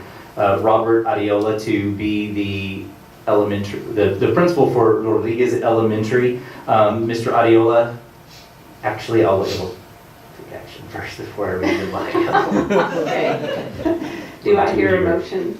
So moved. Thank you, Mr. Flores, and a second from Mr. Amador. Any discussion? Not. All in favor, raise your right hand. Opposed, same sign. Motion carries 6-0. Mr. Ariola is present with his family and his 2-month-old or 3-month-old? 3-month-old. It's going by really quick. It seems like just yesterday. But we're very excited to have Mr. Ariola coming on board to serve in the capacity of principal for Rodriguez Elementary. He obtained his bachelor's degree from the University of North Texas in early childhood through 6th grade bilingual education, and obtained his master's degree in educational and community leadership from Texas State University. Mr. Ariola currently maintains his principal certificate and EC through 6 bilingual education certificate. Mr. Ariola began his teaching career in 2012 as a 5th grade teacher. After a few years of teaching, Mr. Ariola became the bilingual reading interventionist for a pre-K through 5 campus and currently serves as the assistant principal for Rodriguez Elementary. He feels very connected to the Rodriguez community and feels his teaching and administrative experience will help him in his new role to lead this campus. He is full of energy and excitement each day he comes to work and is even more excited to be the new leader for this campus and the community.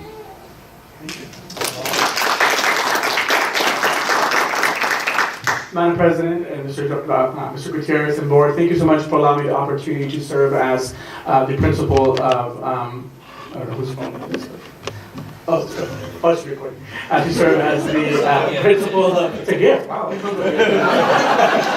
To serve as the principal of Rodriguez Elementary, you're not only a principal of a building, you are a leader for a community. And so I'm so excited to take Rodriguez Elementary to new horizons. Obviously continue what we're doing great right now, but also go ahead and excel in new horizons.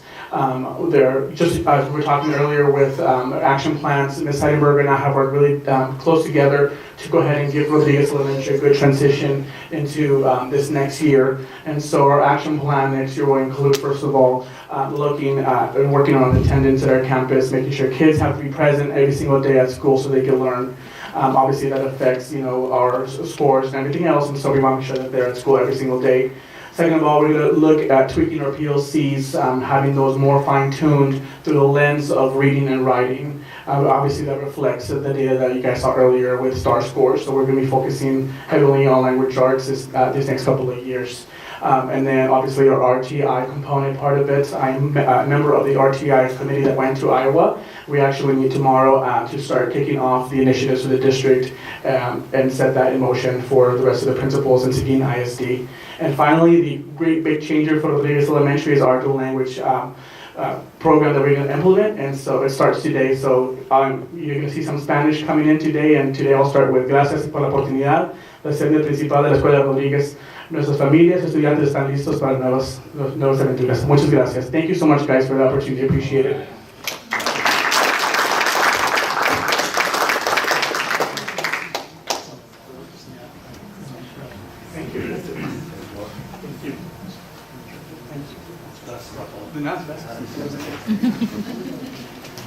All right, we also have possible action to select a Weinert Elementary School principal. Members of the board, I am recommending the new principal for Weinert Elementary for the 18-19 school year be Mrs. Mary Hernandez.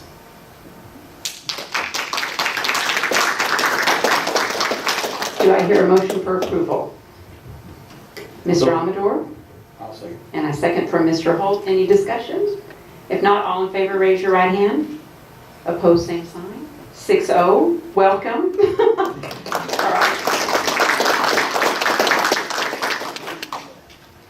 Ms. Mary Hernandez obtained her bachelor's from Texas A&M University at College Station and her master's degree in educational administration from Concordia University in Austin, Texas. She currently maintains a principal certification in biology. She started her teaching career approximately 25 years ago and has served as a teacher instructional facilitator, district science coordinator, education specialist with Region 13, intermediate assistant principal, and middle school assistant principal. Most recently, Mrs. Hernandez has served as the interim principal at Weinert Elementary and has had the opportunity to meet students, staff, and parents. She feels she is the right fit for the campus and will work hard to support the Weinert students, families, and teachers. She is very excited about this new role and looks forward to leading this wonderful campus. Board President Thomas Jimenez, Board, and Dr. Gutierrez, thank you so much for this opportunity. Although it wasn't my home campus, I had 7 weeks to be able to, unique experience to be able to get to interact with and meet the students and staff at Weinert Elementary. Very quickly, I realized, 1, the students are delightful, and 2, that the staff is completely dedicated to doing what's best for those delightful students. Some of the initiatives that we're going to also implement at Weinert will be implementing the PLCs, looking at tweaking the RTI system at Weinert. Again, I thank you for this opportunity. It's humbling. It really is. I'm just honored. Thank you so much. Thank you. Welcome.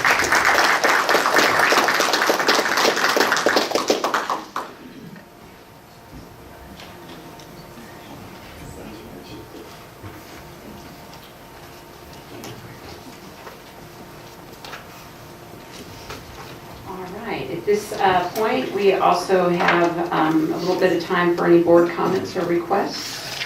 Anybody? Yes? Actually, I have 2. Okay.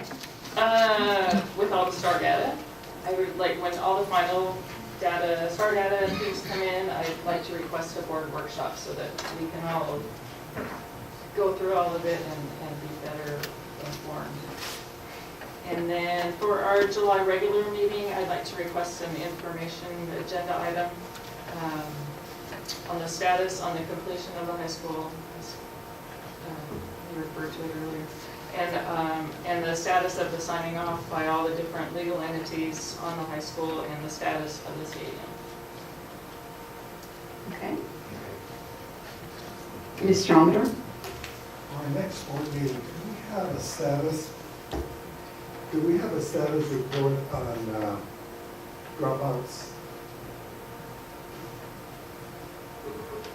Yes, we can get you that data.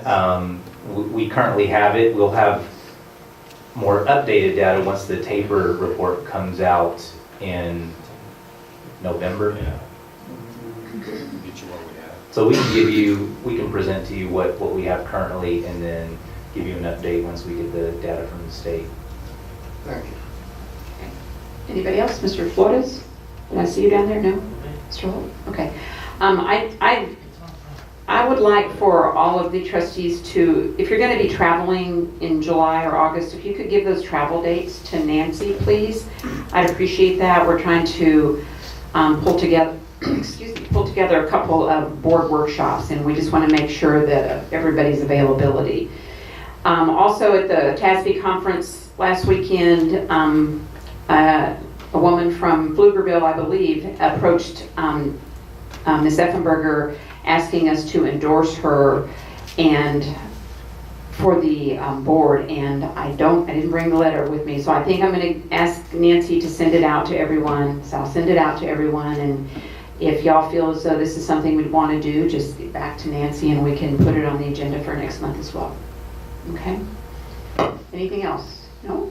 Well, if there's no objection, I'd like to call this meeting to an end. Any objection? It is 12:10. It is 10:12. 10:12 p.m.